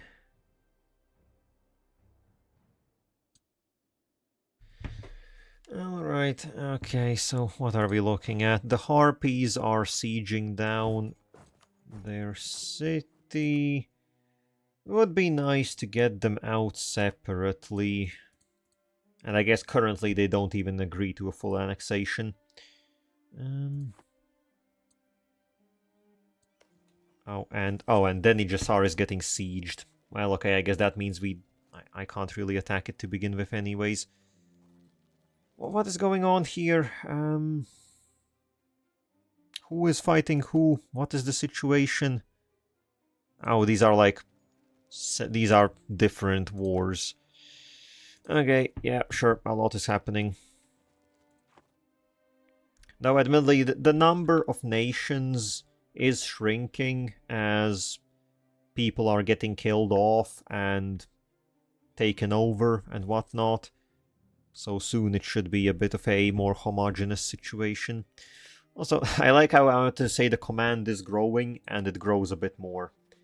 But the command has run out of manpower. Well, for how long is, I guess, the question, and the answer most likely is not for too long. But...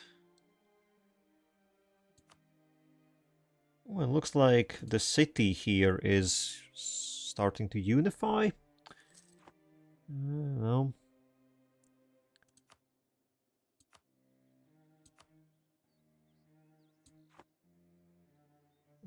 Okay, armies sitting around. Some Bavauris. How the hell are there Bavauris separatists here? That doesn't make much sense. But sure, what do I know?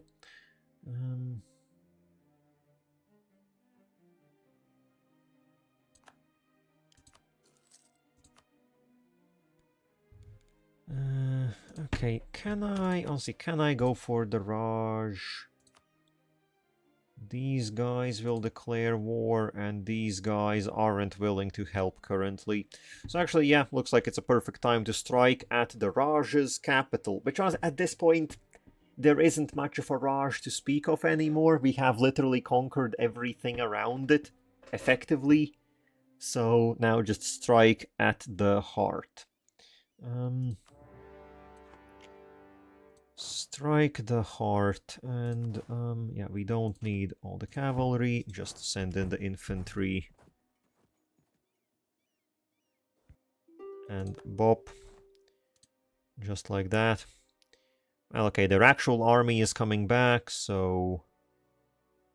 Well, I think, okay, the dwarves are reinforcing. Good old dwarves. No, dwarves... Okay, they stayed. Good shit. They tried to leave, they tried to abandon me. But it ain't happening.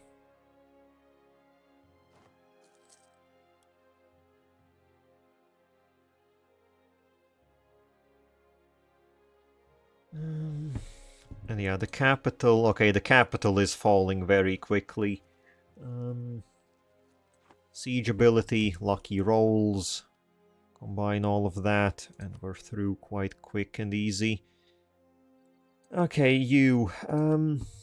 Start with you. I need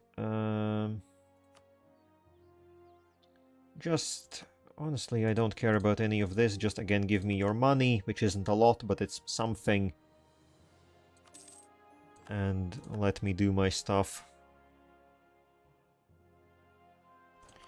And then these guys, they are unconditionally surrendering. We're gonna take everything. Because, for example, if we don't take these two provinces, that is what...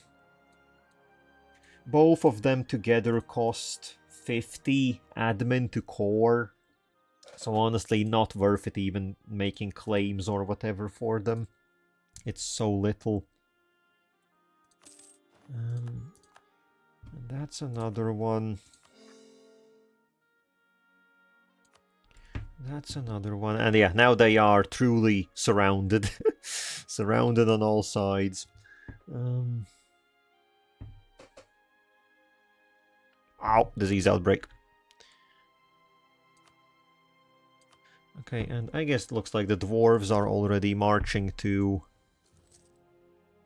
yeah, if nothing else, the dwarves at least have been sieging places, which is nice. They do what they know best, defending sieges and winning sieges. And we are just getting disease outbreaks, which isn't the best. God damn it. Feels like I have been seeing a few too many back-to-back disease outbreaks lately in like the few last wars that we've had. Dwarven stronghold? Well, speaking of dwarven defensiveness, what's this? Chorfo. Ah, yes, up here. Right, up here. So what's the situation? While it's hard to place when it happened, it is now very clear that in one of our provinces a dwarven stronghold has been built. Ah, so they just built it. For the most part, these sort of fortifications don't cause us trouble, but they have declared themselves independent. Their so-called nobles are demanding an unreasonable amount of land, and that we acknowledge them as an independent realm. Well, I guess dwarves will be dwarves. So what does this mean? Some prestige and local autonomy, but we get a tolerance increase.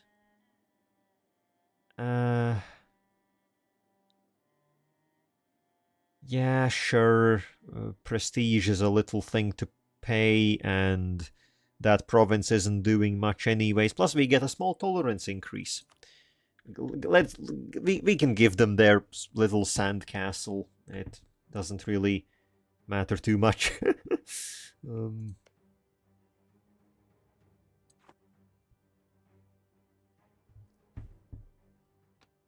If it makes them happy.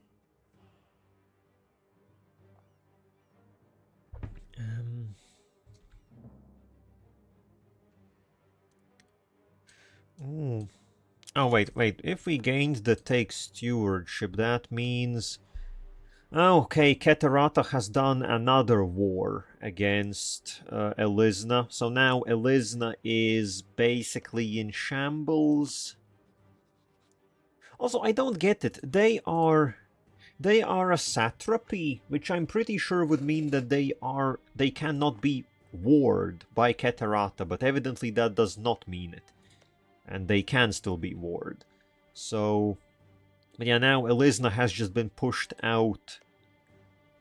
They only have the Drollus Peninsula, and I guess this coastline here, and then all the mainland is Keterata now. Yeah, Keterata, they are doing quite well. Ooh, level 9 admin and Diplo technology, but they are lagging behind on...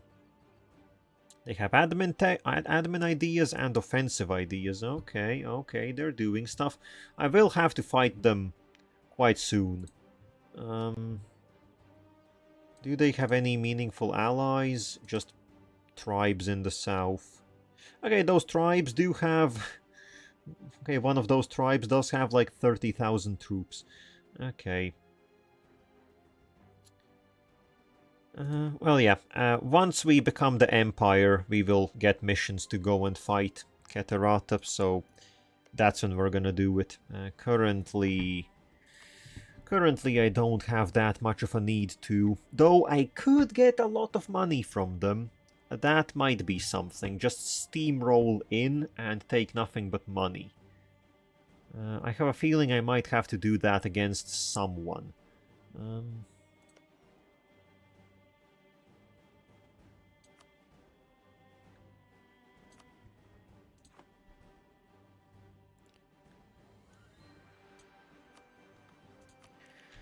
Okay, and then how are we looking here? So, yeah, we can't get Deni Jassar because that will be full annexation. I guess we have to wait until we siege down Setarudar, get their capital, and then do it that way. Okay, in the meanwhile, in the meanwhile, Sardifadin has taken another chunk out of their neighbor. Well, and now it's soon gonna be our time to take a chunk out of them. Yeah. We will get some claims, some juicy claims.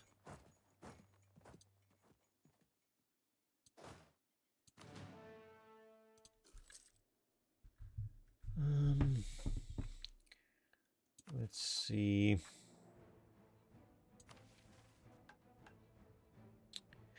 Okay, we just need all provinces. They don't even have to be cored, so we will get this right away, which will give us a Harimari minority.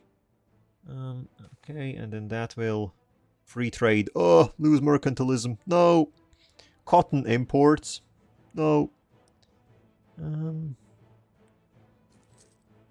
During the Renaissance, Raheni cotton fabrics had become increasingly popular in the West.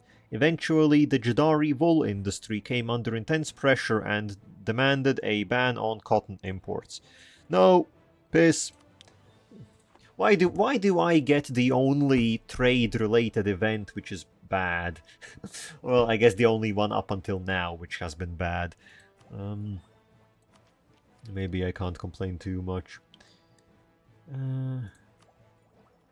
Okay, I guess looks like we can pick up glorious arms, more prestige, as if I have been struggling with prestige, but here, more prestige.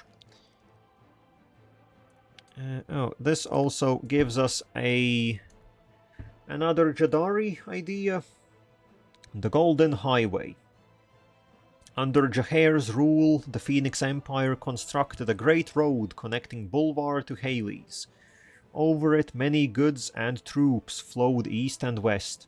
This primary artery goes through the heart of our land, and we are its guardian. While the road itself may have fallen into disrepair, the route is still there, and we control its traffic. Yep, and the roads will be the roads will get rebuilt in sometime. I guess once we become the Empire and we have the money to do such a construction project. Oh, and finally, I see who these pink guys are. Alas, looks like Segdir has been killed off entirely, and instead there is Grisahud. And they are goblins? They're goblins, and their capital has gold. Interesting. But they're goblins. They have level 4 military. My god, they suck. How did they manage to beat anyone?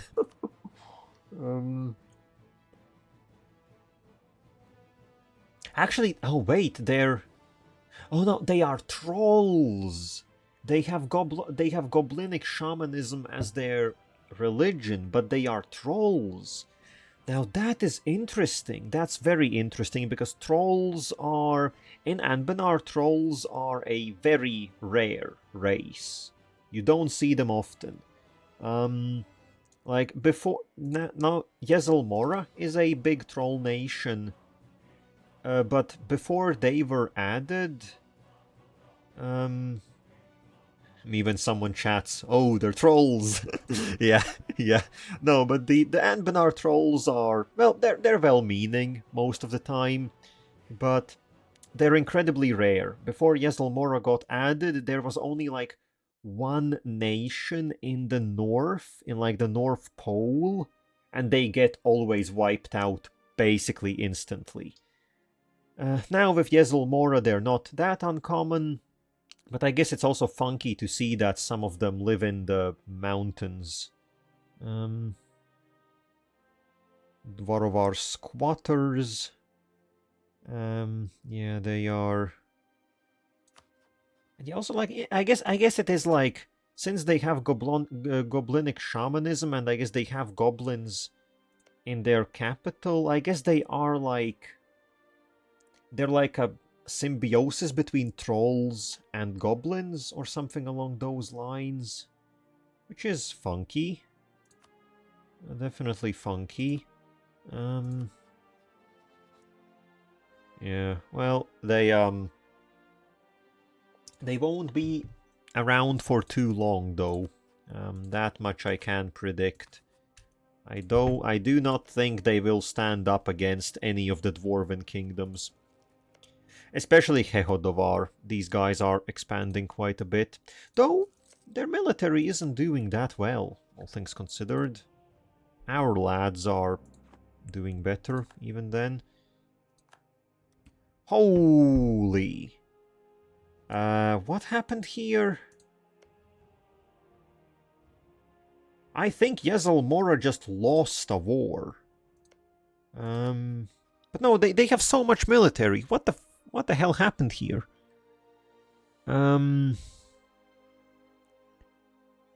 Accept peace with Yezelmora, full annexation.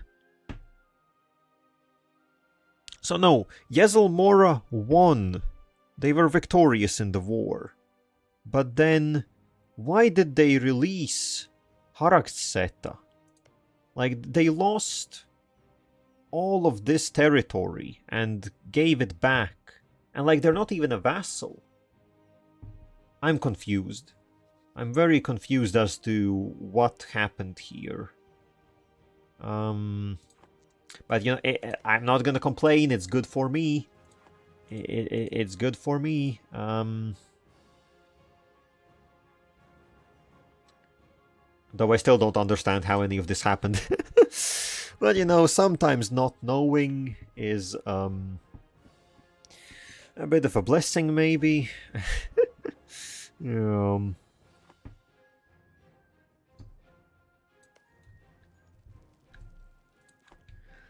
Okay, what was I looking at? Okay, yeah, right, correct. Before I declare war here, I need to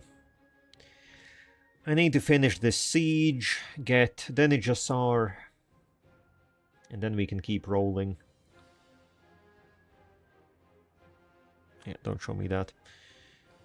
The command is...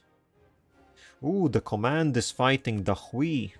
So Dahui is a quite sizable nation here in the east. It's, I think, like one of the relatively big formables. Oh, okay, it finally... Okay, it once again, it happened. It happened. The time is upon us. And it's of old age this time. Divine Herald Jaddar is an elf, but still very much mortal. Despite being a member of the most long-lived race in Halan, Jaddar has never felt closer to death's clutches than he is now. Well, and then he instantly... Well, yeah. Divine Herald Jaddar has lived a long life, far beyond any natural humans, witnessing the coming and passing of ages, innumerable triumphs, and the overwhelming grief and loss that seeps into the cracks of the mind, eroding it beyond measure. Yet Jaddar never wavered, becoming a single-minded expansionist, relentlessly expanding the nation's borders in accordance with his vision. As the ever-turning cogs of time churn ever further, we shall remember the great charisma wielded by the late Divine Herald. We can only hope that his successor inherits but a fraction of his vast personality. While his body may crumble to dust, his memory and legacy shall live on through the lasting impact he has left upon Jaddari. Rest in peace. F07. Jaddar, the man of men, the elf of elves, the silver-tongued fox. Well, it was a long time coming, but now Jadalessa the First, Jexizur, is upon the throne. And where is it? Has it? Okay, yep. So powerful mage. Okay, and the last. Okay, the first personality trait is kept. So a bit disappointing. A bit ass. I guess loose lips isn't foreign spy detection negative 20%. I don't really care about. That's not really gonna impact our game a whole lot. Just a bit sad that it could have been literally anything positive. But this is one of those things where I don't care nearly enough to like go back years and years worth of gameplay to, I guess, change it anymore. But yeah, finally, I guess it has happened. I guess I thought, and also we are this close. We are literally this close to forming the Empire. 2 more cities and Jaddar would have witnessed it. But alas, this feels very much like, what was it, Oda Nobunaga unifying Japan, right? But he didn't quite manage it.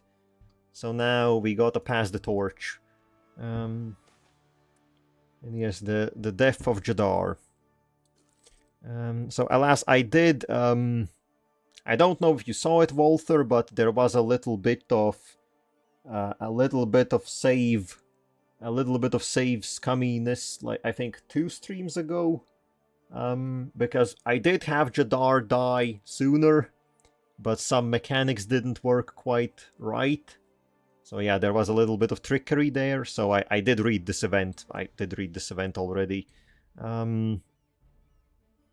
So yeah, those that no, I'm not gonna be reading stuff twice.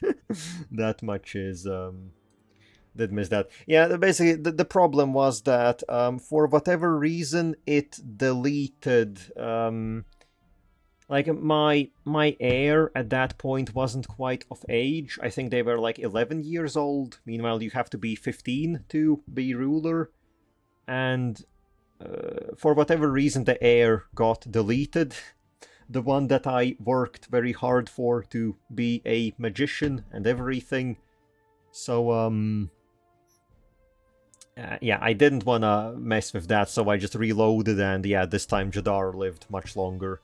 But you know what, sure, you know what, doesn't matter, let's read it out again, because it's that important of an event. Over a century ago, Jaddar Jexizur came down from Ebushuptu with truths on his lips, a duty from Surael on his shoulders, and a fire in his eyes. Each day since, he has taught his truths to even those most astray or darkness touched. He has been Surael's herald on Halan, a commander to the Desert Legion, and a chieftain to the Mashnish, and he has spread the Jadd's fire across 2 continents. But tonight, he is dead. In Rahen, corrupt Harimari host extra lavish feasts in what remains of the Phoenix estates. Heretics breathe sighs of relief. But Jaddar was not defined by his enemies, and neither will his death be. In the shadow of the Parimvatar range, a harpy matriarch flies against a sky that feels ineffably emptier, no matter how many sobs and cries she fills it with.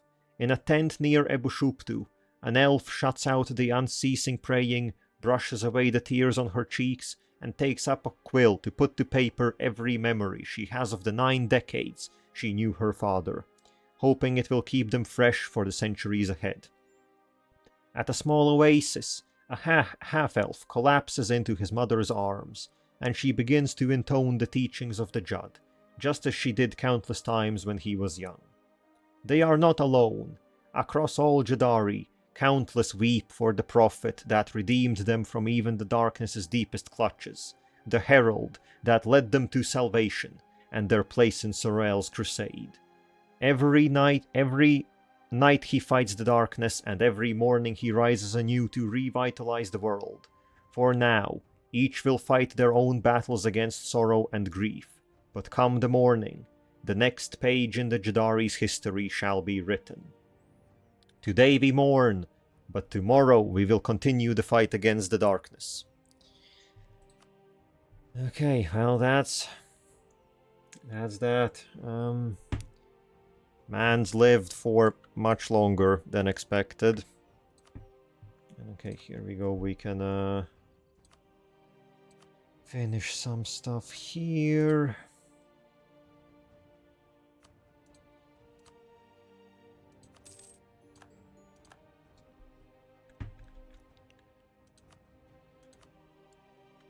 Give me your capital. Actually, can I take this currently?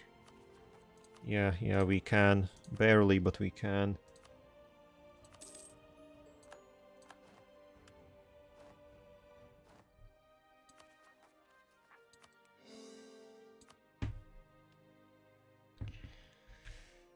Okay, and then we should pop Jaddar's succession, which this time I think there is nothing to worry about in the succession, because our heir isn't an heir anymore. Yeah, so the succession of Jaddar. Oh, this time there are only two options. So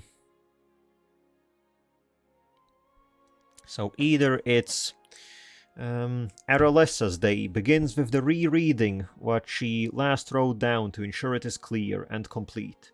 Today she reviews a conversation with her father, conducted while he was ill 4 decades ago. How do you ensure you spend every century devoted to Sorel's purpose, she asked. By ensuring you spend every day devoted to Sorel's purpose, he answered. Along all the lessons Jaddar taught, she keeps this one closest to her heart. Jadalessa I is barely awake as she leads the Desert Legion's elite in exercise. The drills ensure even the most complicated techniques of blade and bow become instinctual, and it seems the decades serving as her father's second-in-command have made leading the Legion feel much the same. She carries on uninterrupted, despite the hole in her heart. We mortals will never know how Sorel revealed his truths to his prophet, but we do know this. One of the final truths so revealed to Jaddar was his successor as Sorel's divine herald on Halan.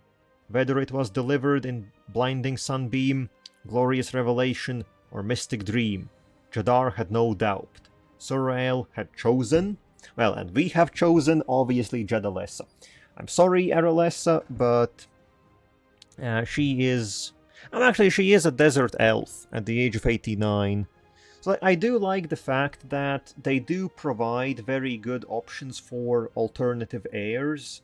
The problem is, none of them are magicians, if I'm not mistaken. Only one, very specific one, is a magician. Though... Wait, actually, because yeah, this one is just... I think Jadalessa is just kind of random somewhere. Or is this the one that people mentioned, that she has magic? Because no, I think the one that people mentioned that is like pre-coded to be a magician is in Elaine. And at this point she is already long dead. Because alas, she is a harpy and harpies don't live that long. But, actually, I am slightly interested. Okay, so I think I can make a save here. Because I actually want to see if there is anything coded here. Because obviously there isn't super much information about the mod. Like, there is a decent amount, but some information is up in the air. And I guess when I have a chance like this, I want to see, is Jadalessa... Okay, yeah, so she isn't... So this is the problem. She isn't guaranteed to be a magician, which is like... I guess, as I said, it's not necessary. I guess maybe I want to see if we give it a... Yeah, I don't care. I'm literally just doing this for a test. Okay, no, she doesn't get that. So yeah, I guess she just generates 2 random traits, I assume. And you get her like that. So in the one that is the actual pre-coded sorceress heir is a bit problematic because she is a harpy, and I don't know why they did it like that. I guess if your ruler is a magician, then you have a higher likelihood of getting a magical heir by default, but it's still not something I would want to bet on. Okay, so knowing that, yeah, as expected, we go with Jadalessa, obviously. The one that we currently have. So, yeah. Again, a bit of a shame about the loose lips. That's just, I guess, a shame about lost potential, thinking about what potentially could have been. But, oh well. I guess that just leaves hoping for the 3rd trait, that's gonna be something decent, but mostly just above everything, she is a powerful mage. So, yeah, I guess let's get used to the name. We're gonna be seeing this for the remainder of the campaign. This is gonna be a long-staying one. So, and then in other news, oh yeah, separatists are about to rise up. Whoop-de-doo. Whoop-de-doo. Quality wool, 40 bucks. Sure, thanks a lot, I guess.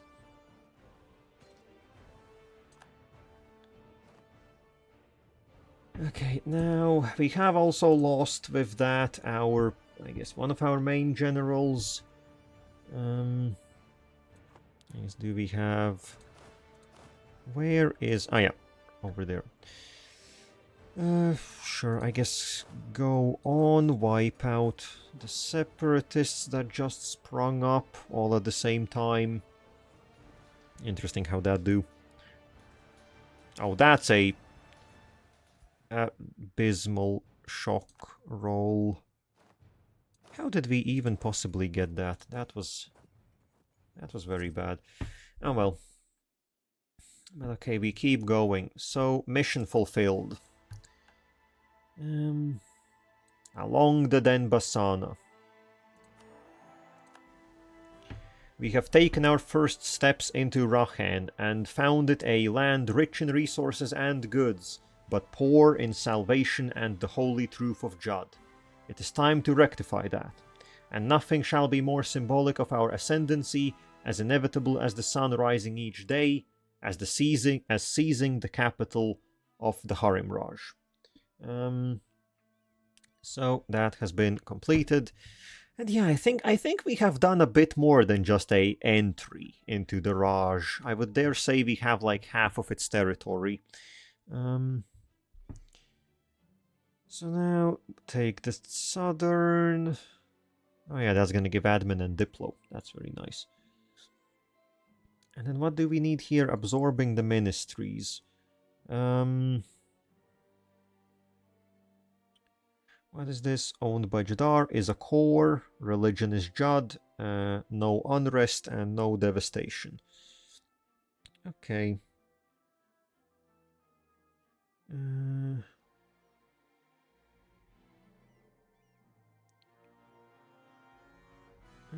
Okay, so.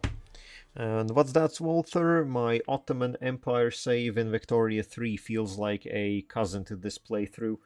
Well, I am, well, knowing the Ottomans... then again, I guess by Victoria times, the Ottomans... they're not doing that well anymore, are they? Because I think in... it's the EU4 time period where the Ottomans really really were going hot, right? If I remember correctly, what is that, like the 1700s, I guess they still are going well, but they are losing their steam, aren't they? Yeah, it's sad times, but I'm doing my best to make everyone happy and healthy. And I want lots of land. Well, there we go. That's the last part. That's the last part. Oh. But yeah, I guess historically it would have been the downward spiral, but I guess in player hands you can still very much keep it together. Oh. Okay, now what are we looking at? National decisions. So yeah, now we have... No, I will not make our leader a war wizard, because that way they will just die. But we do have access to our ruler's magic. So what is Jadalessa? Okay, already renowned in 2 schools of magic, namely evocation and divination. And then talented in conjuration and necromancy. Now that's a bit suspicious. That's a bit suspicious, but evocation is epic. Because evocation, or evocation, I don't know, I will call it either or, has war magic. And war magic gives 20% shock damage. Which is all that we do. Also has things like Fireball and Earthquake. I guess Earthquake isn't... And yeah, then if she was legendary, we could get War Magic 3, which is 30% shock damage. Like, the shock damage is excellent for the early game, and then negative 20% fire damage received is absolutely bonkers in the late game. Because in the late game, mostly everything hinges around cannons and infantry, which deals fire damage. Ranged damage, basically. But yeah, I don't think we need any of that currently. We can close that. We look to the great word of Jaddar to find our way. Ah, yes, the Ottomans. Well, I think... well, admittedly, considering that I think the Jadd is meant to be very much inspired by Islam, if I'm not mistaken. So honestly, there is very much a comparison to be made there between the Ottoman Empire and the Jaddari. I guess it not specifically the Ottoman Empire, but like, you know, the I guess then again, was it the Ottomans? Which was the... I guess no, it wasn't the Ottomans, it was more like the Ayyubids. I don't remember, I'm not that good on that period of history in the Middle East.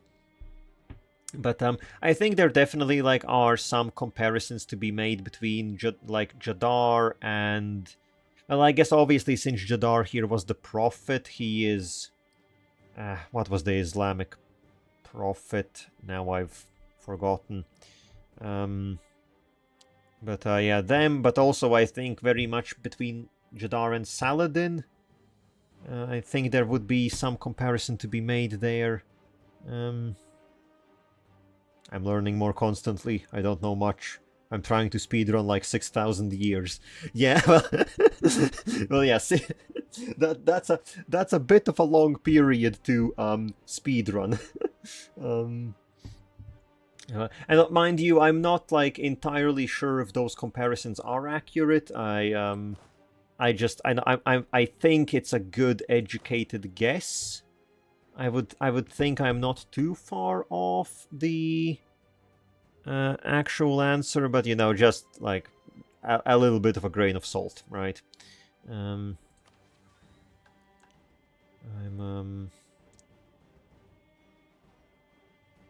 not entirely, not 100% sure. Let's just put it like that.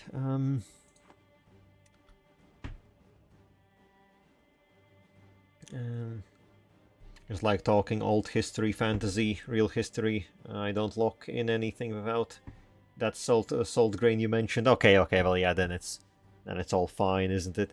Okay, Okay, no, I don't want any real marriages. But you know, I just feel like also I have to mention it somewhere, right? That I'm not, because like you know, always when it gets to like religion or politics, I want to be, I don't know, as careful as I possibly can. I guess making any assumptions and so on.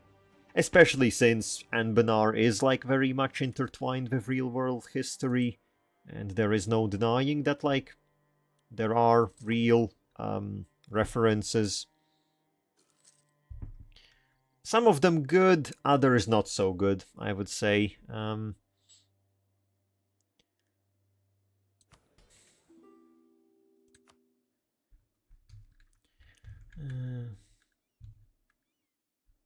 I hope when I talk to people about mental health, they know I'm not a physician, etc. We're not experts, we're humans, right? I'm not trying to bother anyone, simply learn and communicate. Well, yeah, like, I think,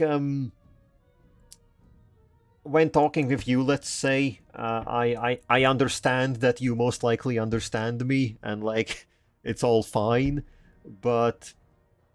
You know, you would think it's a simple thing, right? That doesn't really have to be said separately or explained or whatever. But well, the internet is what it is, right?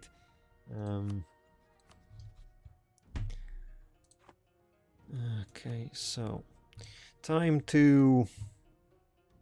Oh, actually, most of the claims we have are on all of this land, which... Oh, but this is very high development. This is very high development. Goddamn, this is like 20 average. Eee, that's gonna be bad. But actually, where does that mission go? Oh, this is in order to take the Southern River. That is 100 admin and diplo and production efficiency. Would be very cool to take that in one swoop. Glad to hear. I appreciate the time dedicated. Well, yeah, thanks. Communication is hard. Yeah, I guess that always comes down. Well, you know, communication is extra hard because some people refuse to communicate. is what I also would put in there.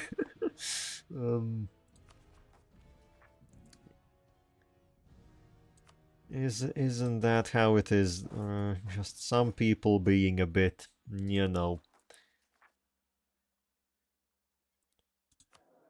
Okay, now what do we do as far as talking without communication? What a skill. Well, you'd wonder how many people can manage that.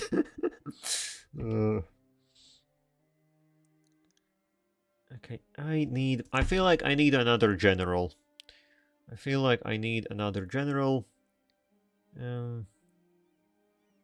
I don't have much experience with these mission trees in EU4. How do you like this type of system?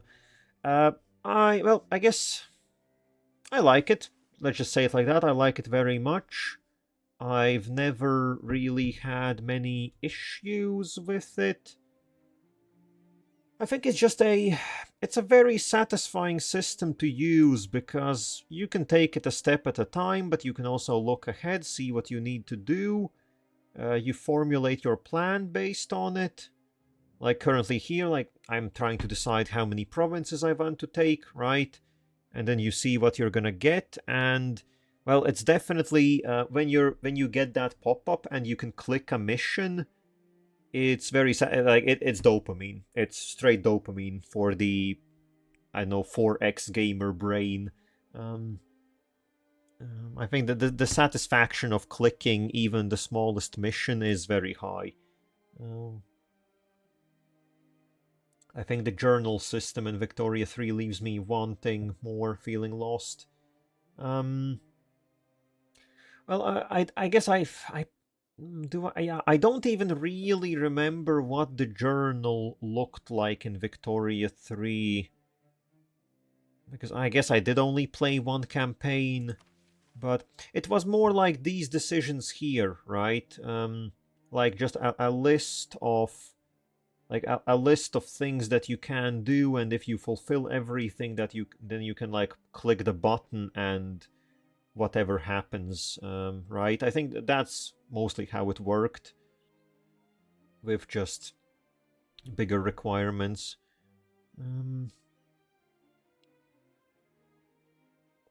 And yeah, like I think being informed, yes, it's do or do not do X things, yeah.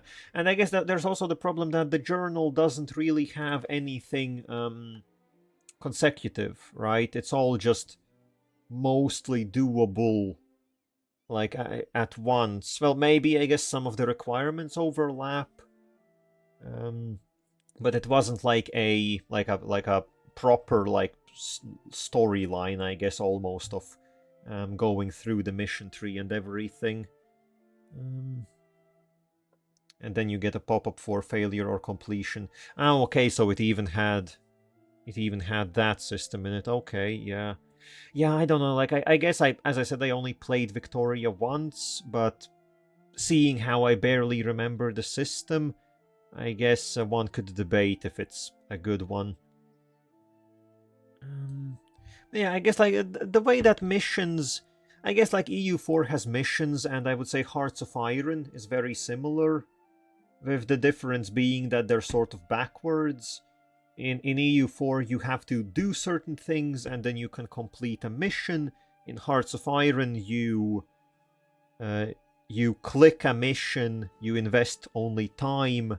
I guess their focus is right, and you get a reward for it. So I guess it's not quite backwards, just a bit different. Maybe I'm seeing this system and it could fill in lacking player knowledge for what steps to take. This seems almost like a skeleton for your time.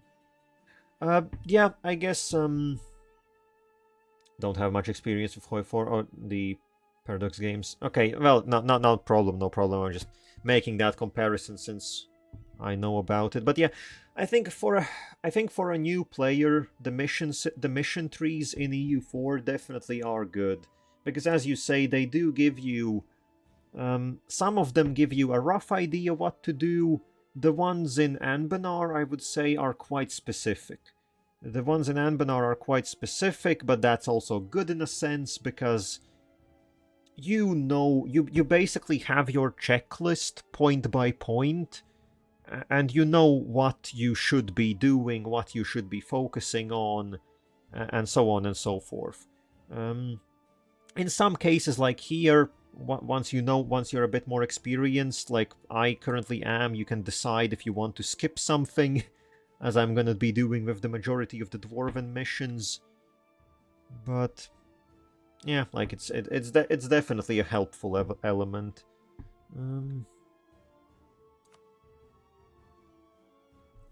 How does this count as... Where are the subcontinents? Subcontinents. Oh yeah, this still counts as Bolvar. Okay. So I only have to take... Oh wait, this one is already the Jadd. How the hell is this the Jadd? And this is High Philosophy. Now that's interesting. Because that would give me a very large tolerance increase. Cool. The mission's complete. The Empire grows. Exactly. And the Empire grows and the mission's complete. It's all the way like that. Okay, but yeah, here, armies moving. Right, what did I want? I wanted a general. I want another general because I think we could use one. Our current selection is... I guess getting another siege general would be quite cool. Let's see, we are almost maxed in zealotry, so let's ascend another captain. And give me +1 siege. Well, okay, another 3 siege. 5 maneuver. I guess at least maneuver is good for taking less attrition. Okay, so I guess I need to split off. Oh, no, either way. This, I think we have enough time today. This is the last war we can finish. Sardifadine. Let's go. Let's get that bread. We need 9 here. Okay, take some cavalry out. Take the capital.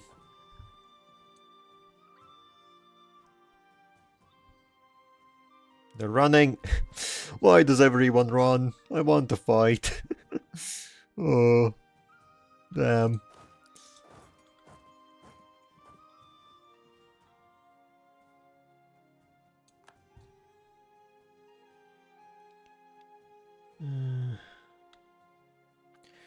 Okay, I guess we're going to that fort right away. Actually, no, wait, I will need a fresh...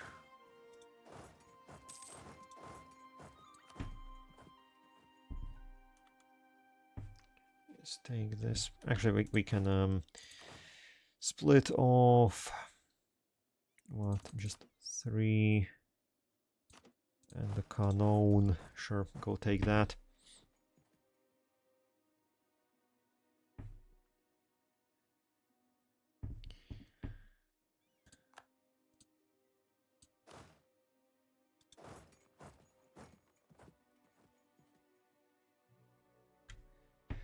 Okay, and there comes everyone flooding in once again. Meanwhile, the enemy has just run off. Well, we are sieging them very nicely. I guess I do have a spy network on them, which is another 20%. So yeah, no wonder we're blasting through with 40%. We are basically cutting the siege phases in half. I will cut this castle in half. Wild stuff. Wild stuff. Let's see, casts. Okay, remove this, remove this. Damn, that was a very quick siege. And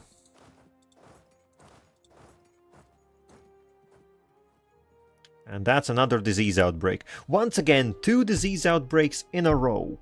That's like... I'm pretty sure it's like a 1 in 100 to get 2 disease outbreaks in a row. We are getting too many of them.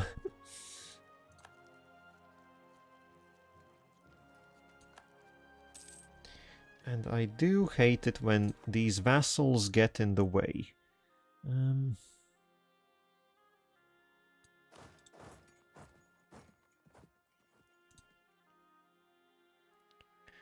they're just... Okay, and that's a 3rd disease outbreak in a row. So, 3 disease outbreaks in a row, if I'm not mistaken, is a 1 in roughly 2,000 chance. So that's good to know. So that's good to know. I was waiting for the 4th one.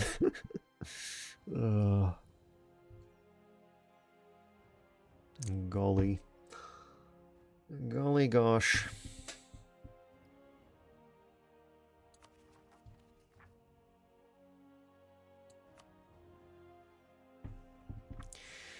Okay, but looks like the sieges will be over relatively quickly. Problem is, I will have to wait until all of this finishes coring before I can start taking this, because I think, otherwise we just won't have the capacity. Okay, what is this? Yezelmora has... They... Or no, I guess Haraxeta... There were some revolts. I think maybe Haraxeta just got their independence on their own from Yezelmora. And now Yezelmora have, well, unindependenced them. Which is not very cool. But, well, yeah, it's a mess. It's a mess down there. Anything interesting happening here? Well, they are messed up. Gavid is Gavad is doing good. Laurent is not doing good. Vex is growing big. Yeah, Vex is growing quite big. Our Gordstone is doing stuff. The Great Storm. Now, the Great Storm is getting bigger and bigger. But so are we.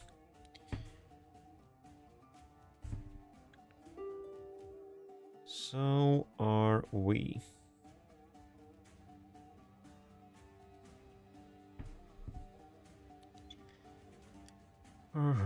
Okay, so just gotta wait for these to finish. We're losing a bit in attrition, but it's not the end of the world.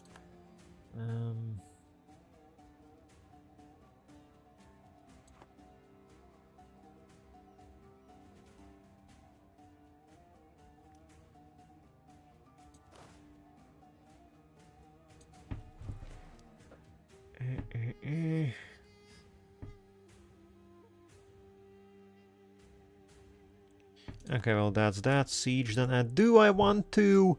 Yeah, I want to run them down. Get in there. Just dogpile in. I want a good scrap. Fight, fight, fight. Oh, I hope that that damage is being taken by our vassals and not us, because that's a lot of damage. Yeah, that wasn't nearly as good as I had hoped. And actually, we suffered quite a lot of those casualties. How, though? How, though? That's wild.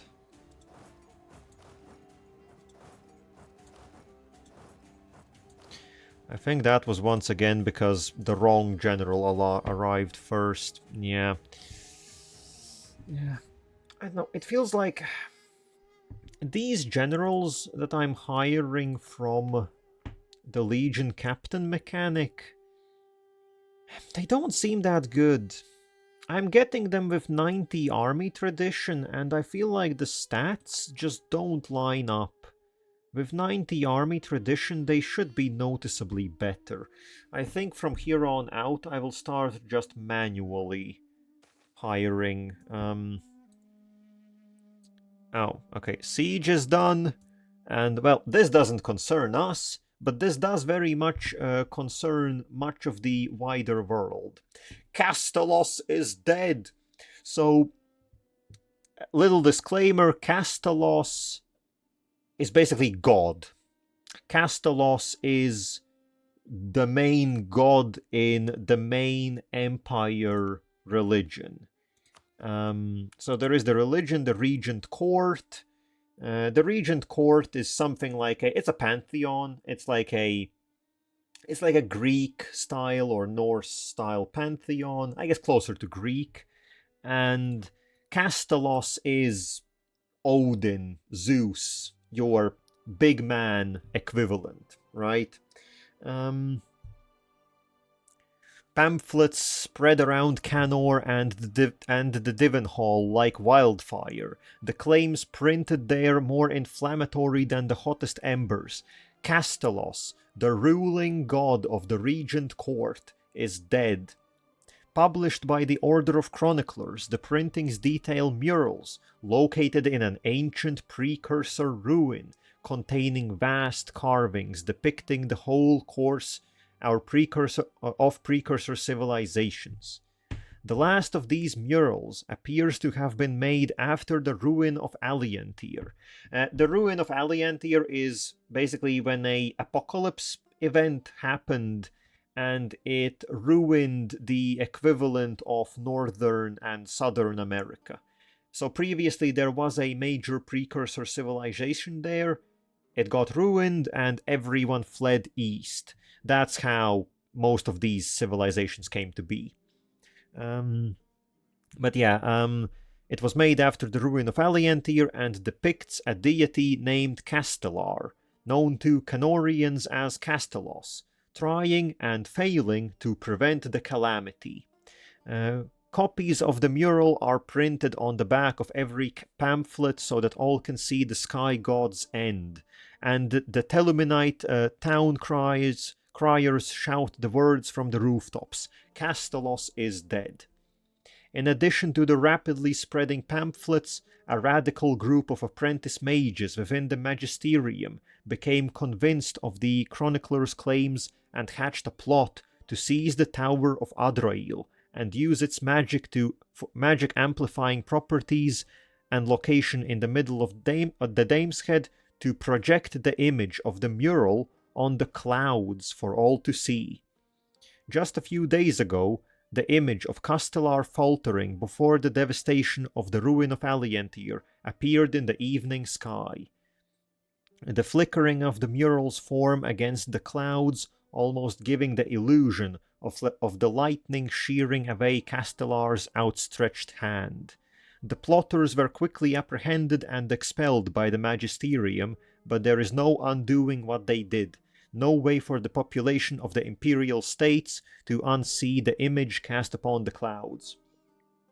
The shock and anger at the chronicler's revelation has reverberated throughout Halkan, with many claiming the chroniclers are lying and demanding action against them, while others defend the chronicler's impeccable record as being beyond reproach.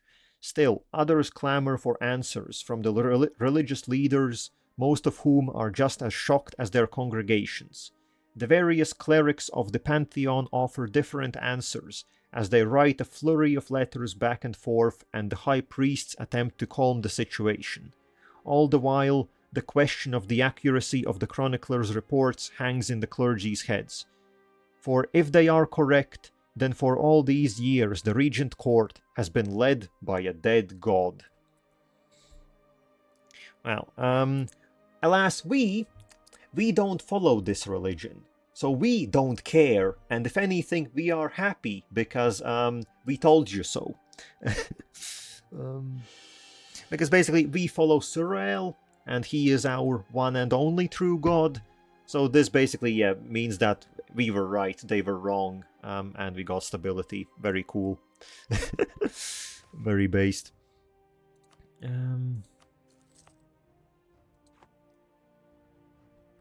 Now, with that, the Age of Monsters is slowly coming to an end.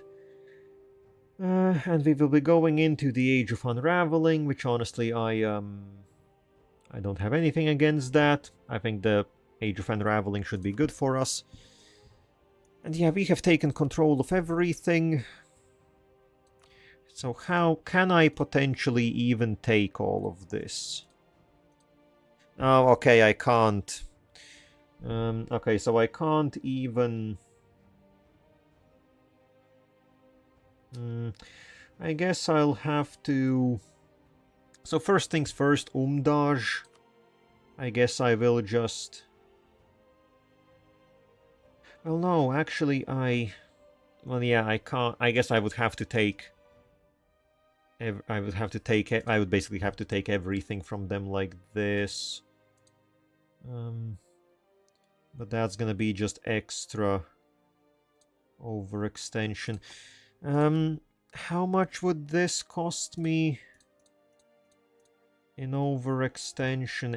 87%.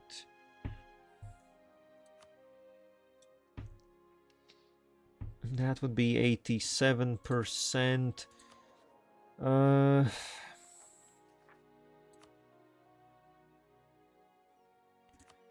And then meanwhile, this would be 14.5. Oh, that would be just about barely too much. Okay, so I guess all in all, it might not be the smartest to take everything in one go. I guess I don't need to overly rush it. I can complete this whenever. So I think for now... For now, I will just pick up...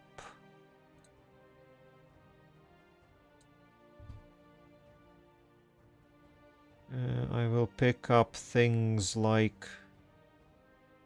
Well, then again, I don't even need that province. I can piece these guys out. They can give me some money.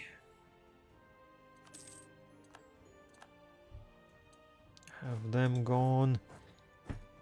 And then I need to wait a little bit. We need to... Okay, actually, how much overextension? Okay, I can wait at least. That will be an additional 4% that we can get.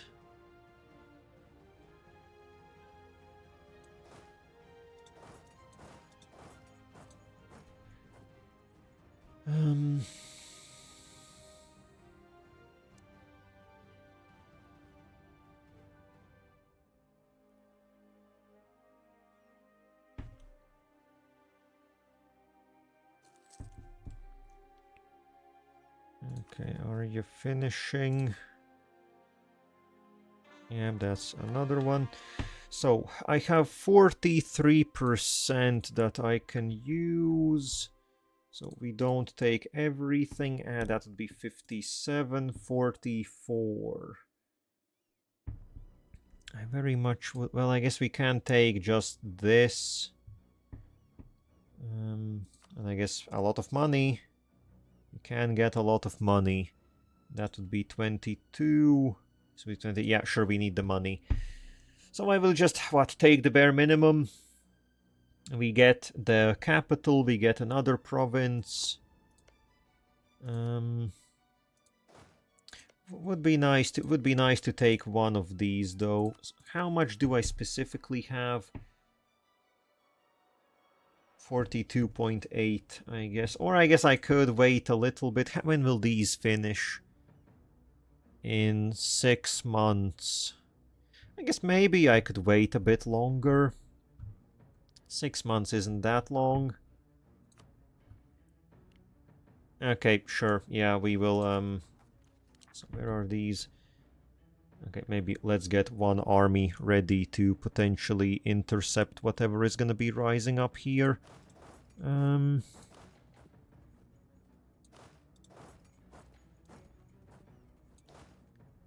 You be ready. Okay, while we wait for this, I think one thing that can be done is reading out the leftover Jaddari ideas, because... Well, I have a feeling we won't get to look at them anymore quite soon, as we will be switching to the Empire, and that will have different ideas, and I don't think I've ever even read them myself. So what, we have 4 more that reasonably, if you play like as I did, somewhat fine, you just won't get to them. It takes... You need to unlock, 3 full idea groups to get all of them, which I think you should have the Empire long before that. But if we did, we would have the heir of Jexis. Jexis, daughter of Jahair, reforged the Phoenix Empire before being assassinated. Unknown to many, she had a son, Jaddar, who is the founder of our nation. While some may disagree about his true heritage, it is clear that we who forged the Phoenix Empire are the true successors of the dynasty. That would be, yeah, legitimacy also. Actually, how... yeah, the call for peace isn't that big yet. We can wait out. Well, it's actually almost basically done. Independent missions would be... Our tolerance of all within the Jadd puts the duties to all within the Jadd. Their duties include that of making others see the light. This responsibility on an individual level takes away some of the burden of spreading the light from the government, allowing for a less hands-on approach to the integration of new peoples. And I did say this one is a spicy one. War score cost versus other religion, minus 20%. But that's very big. We will have similar things later on. But yeah, it's a big one. Banishing the dark. It is our duty to Surael to banish the dark and spread the light. There are many in the world who do not see this the right way. We shall bring them the truth, if not through word, through fire and blood. Oh yeah, that is how we're mostly doing it, admittedly. And lastly would be armies of the faithful. The followers of the Jadd are full of righteous zeal. We have stimulated their martial zest, and now the faithful flock to our banners. The armies of the Jadd will be great and numerous. Yeah. Alas, these last ones you mostly just wouldn't get to. Same way that the, I guess, government reforms lose a bit of... Like, yeah, I guess they're still in tier 5. There is establishing Ederendon, which I haven't seen before. I think this might be new. The Ederendon were established by Jadalessa, Jaddar's daughter and governor of the Bulvari territories, following the Jadd's conquest of the Upper Suran, tasked with serving as temporary judges and enforcers of Surael's law in recently conquered territories. The Ederendon were one of the many methods that allowed the Jadd to rapidly expand during its golden age. Okay, yeah, so... And then tier 6 doesn't have anything. No. What's this? The command is...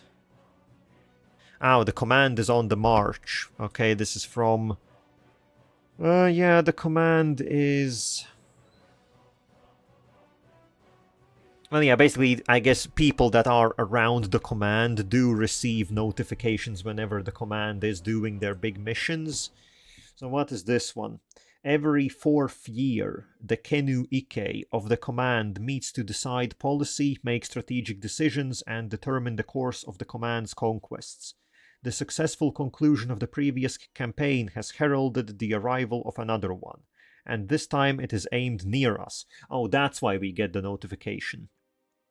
Luckily, the command is not subtle with its direction. News of hobgoblin troop movements have already made their way to our ears. Over the next few decades, the command will stop at nothing to conquer the territory it has set its sights on. None in the path of the claims will be safe. Okay, so they get a bunch of claims. Where do they get those claims is the question. Okay, so it's down the river. So they are coming down the river here, mostly taking the big city and all the other cities on the north coast. So it doesn't affect us directly, but that is very close to us. So looks like our fight with the command will be rather sooner rather than later. But still, we have some time, hopefully. Hopefully we have some time. Okay, and then these should be wrapping up on the 10th, 17th, okay.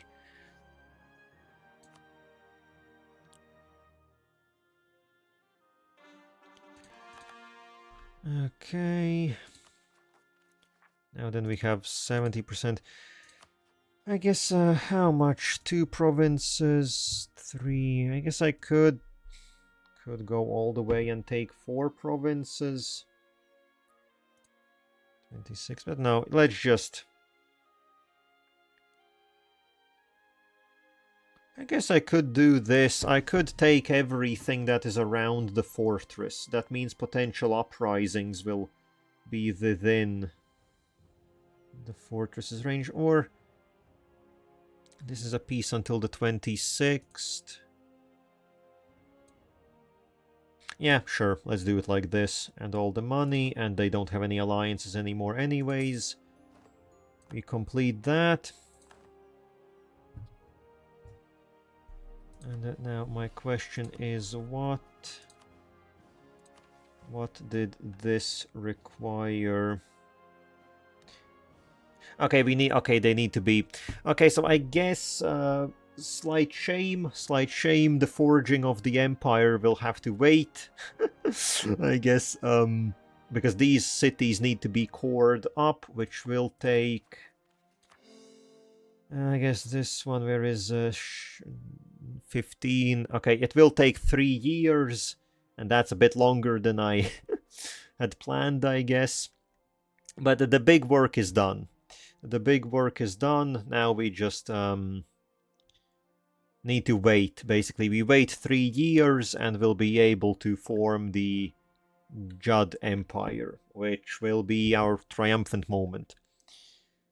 And I guess, okay, that's gonna be the point to wrap for today. I guess I was thinking we would get the Empire, but I guess, yeah, a few years off. But we're very much looking good. Made very good headway into Rachen today. I think aggressive expansion is absolutely starting to get disgusting. Yep, aggressive expansion is quite something. But we are keeping up, and I think, well, yeah, then I guess we have Friday. On Friday, the Empire shall be formed. And before we do that, I guess we'll have to do some other tasks. How are the peace treaties? Okay, we don't have... Okay, yeah, I guess we are... all the peace treaties in the west have ended, if I'm not mistaken. Okay, no, actually, Byzantinsches, we still have 4 years. But we can go take Irlium. And we can take bits and pieces from... Oh, Elisna is allied with Ovdaltungur now. Okay, well, they're not that strong. And I guess since they are a satrapy, it will call in Keterata. Well, we might have to beat up Keterata the next time. And it would be the biggest war yet. They have 40,000 troops under their direct command. But I don't have... I think it's still gonna be a decisive victory for us. And I think mostly I would do this just to get a bunch of money. I think we could use Keterata as a bit of a piggy bank. Because I'm no doubt, I assume they are quite rich. So maybe I will do something in the south here. We do have some claims in the area. So theoretically might also have to fight Yezelmora, which that would be a bigger undertaking, but I guess that will be something for Friday. A lot of stuff incoming at very high speeds. So I guess once again, thanks Walther, thanks anyone else that might been around, and yeah, back tomorrow with some Girls Frontline stuff as usual, and then yeah, on Friday it's the biggin. So that's that, and bye bye, see ya.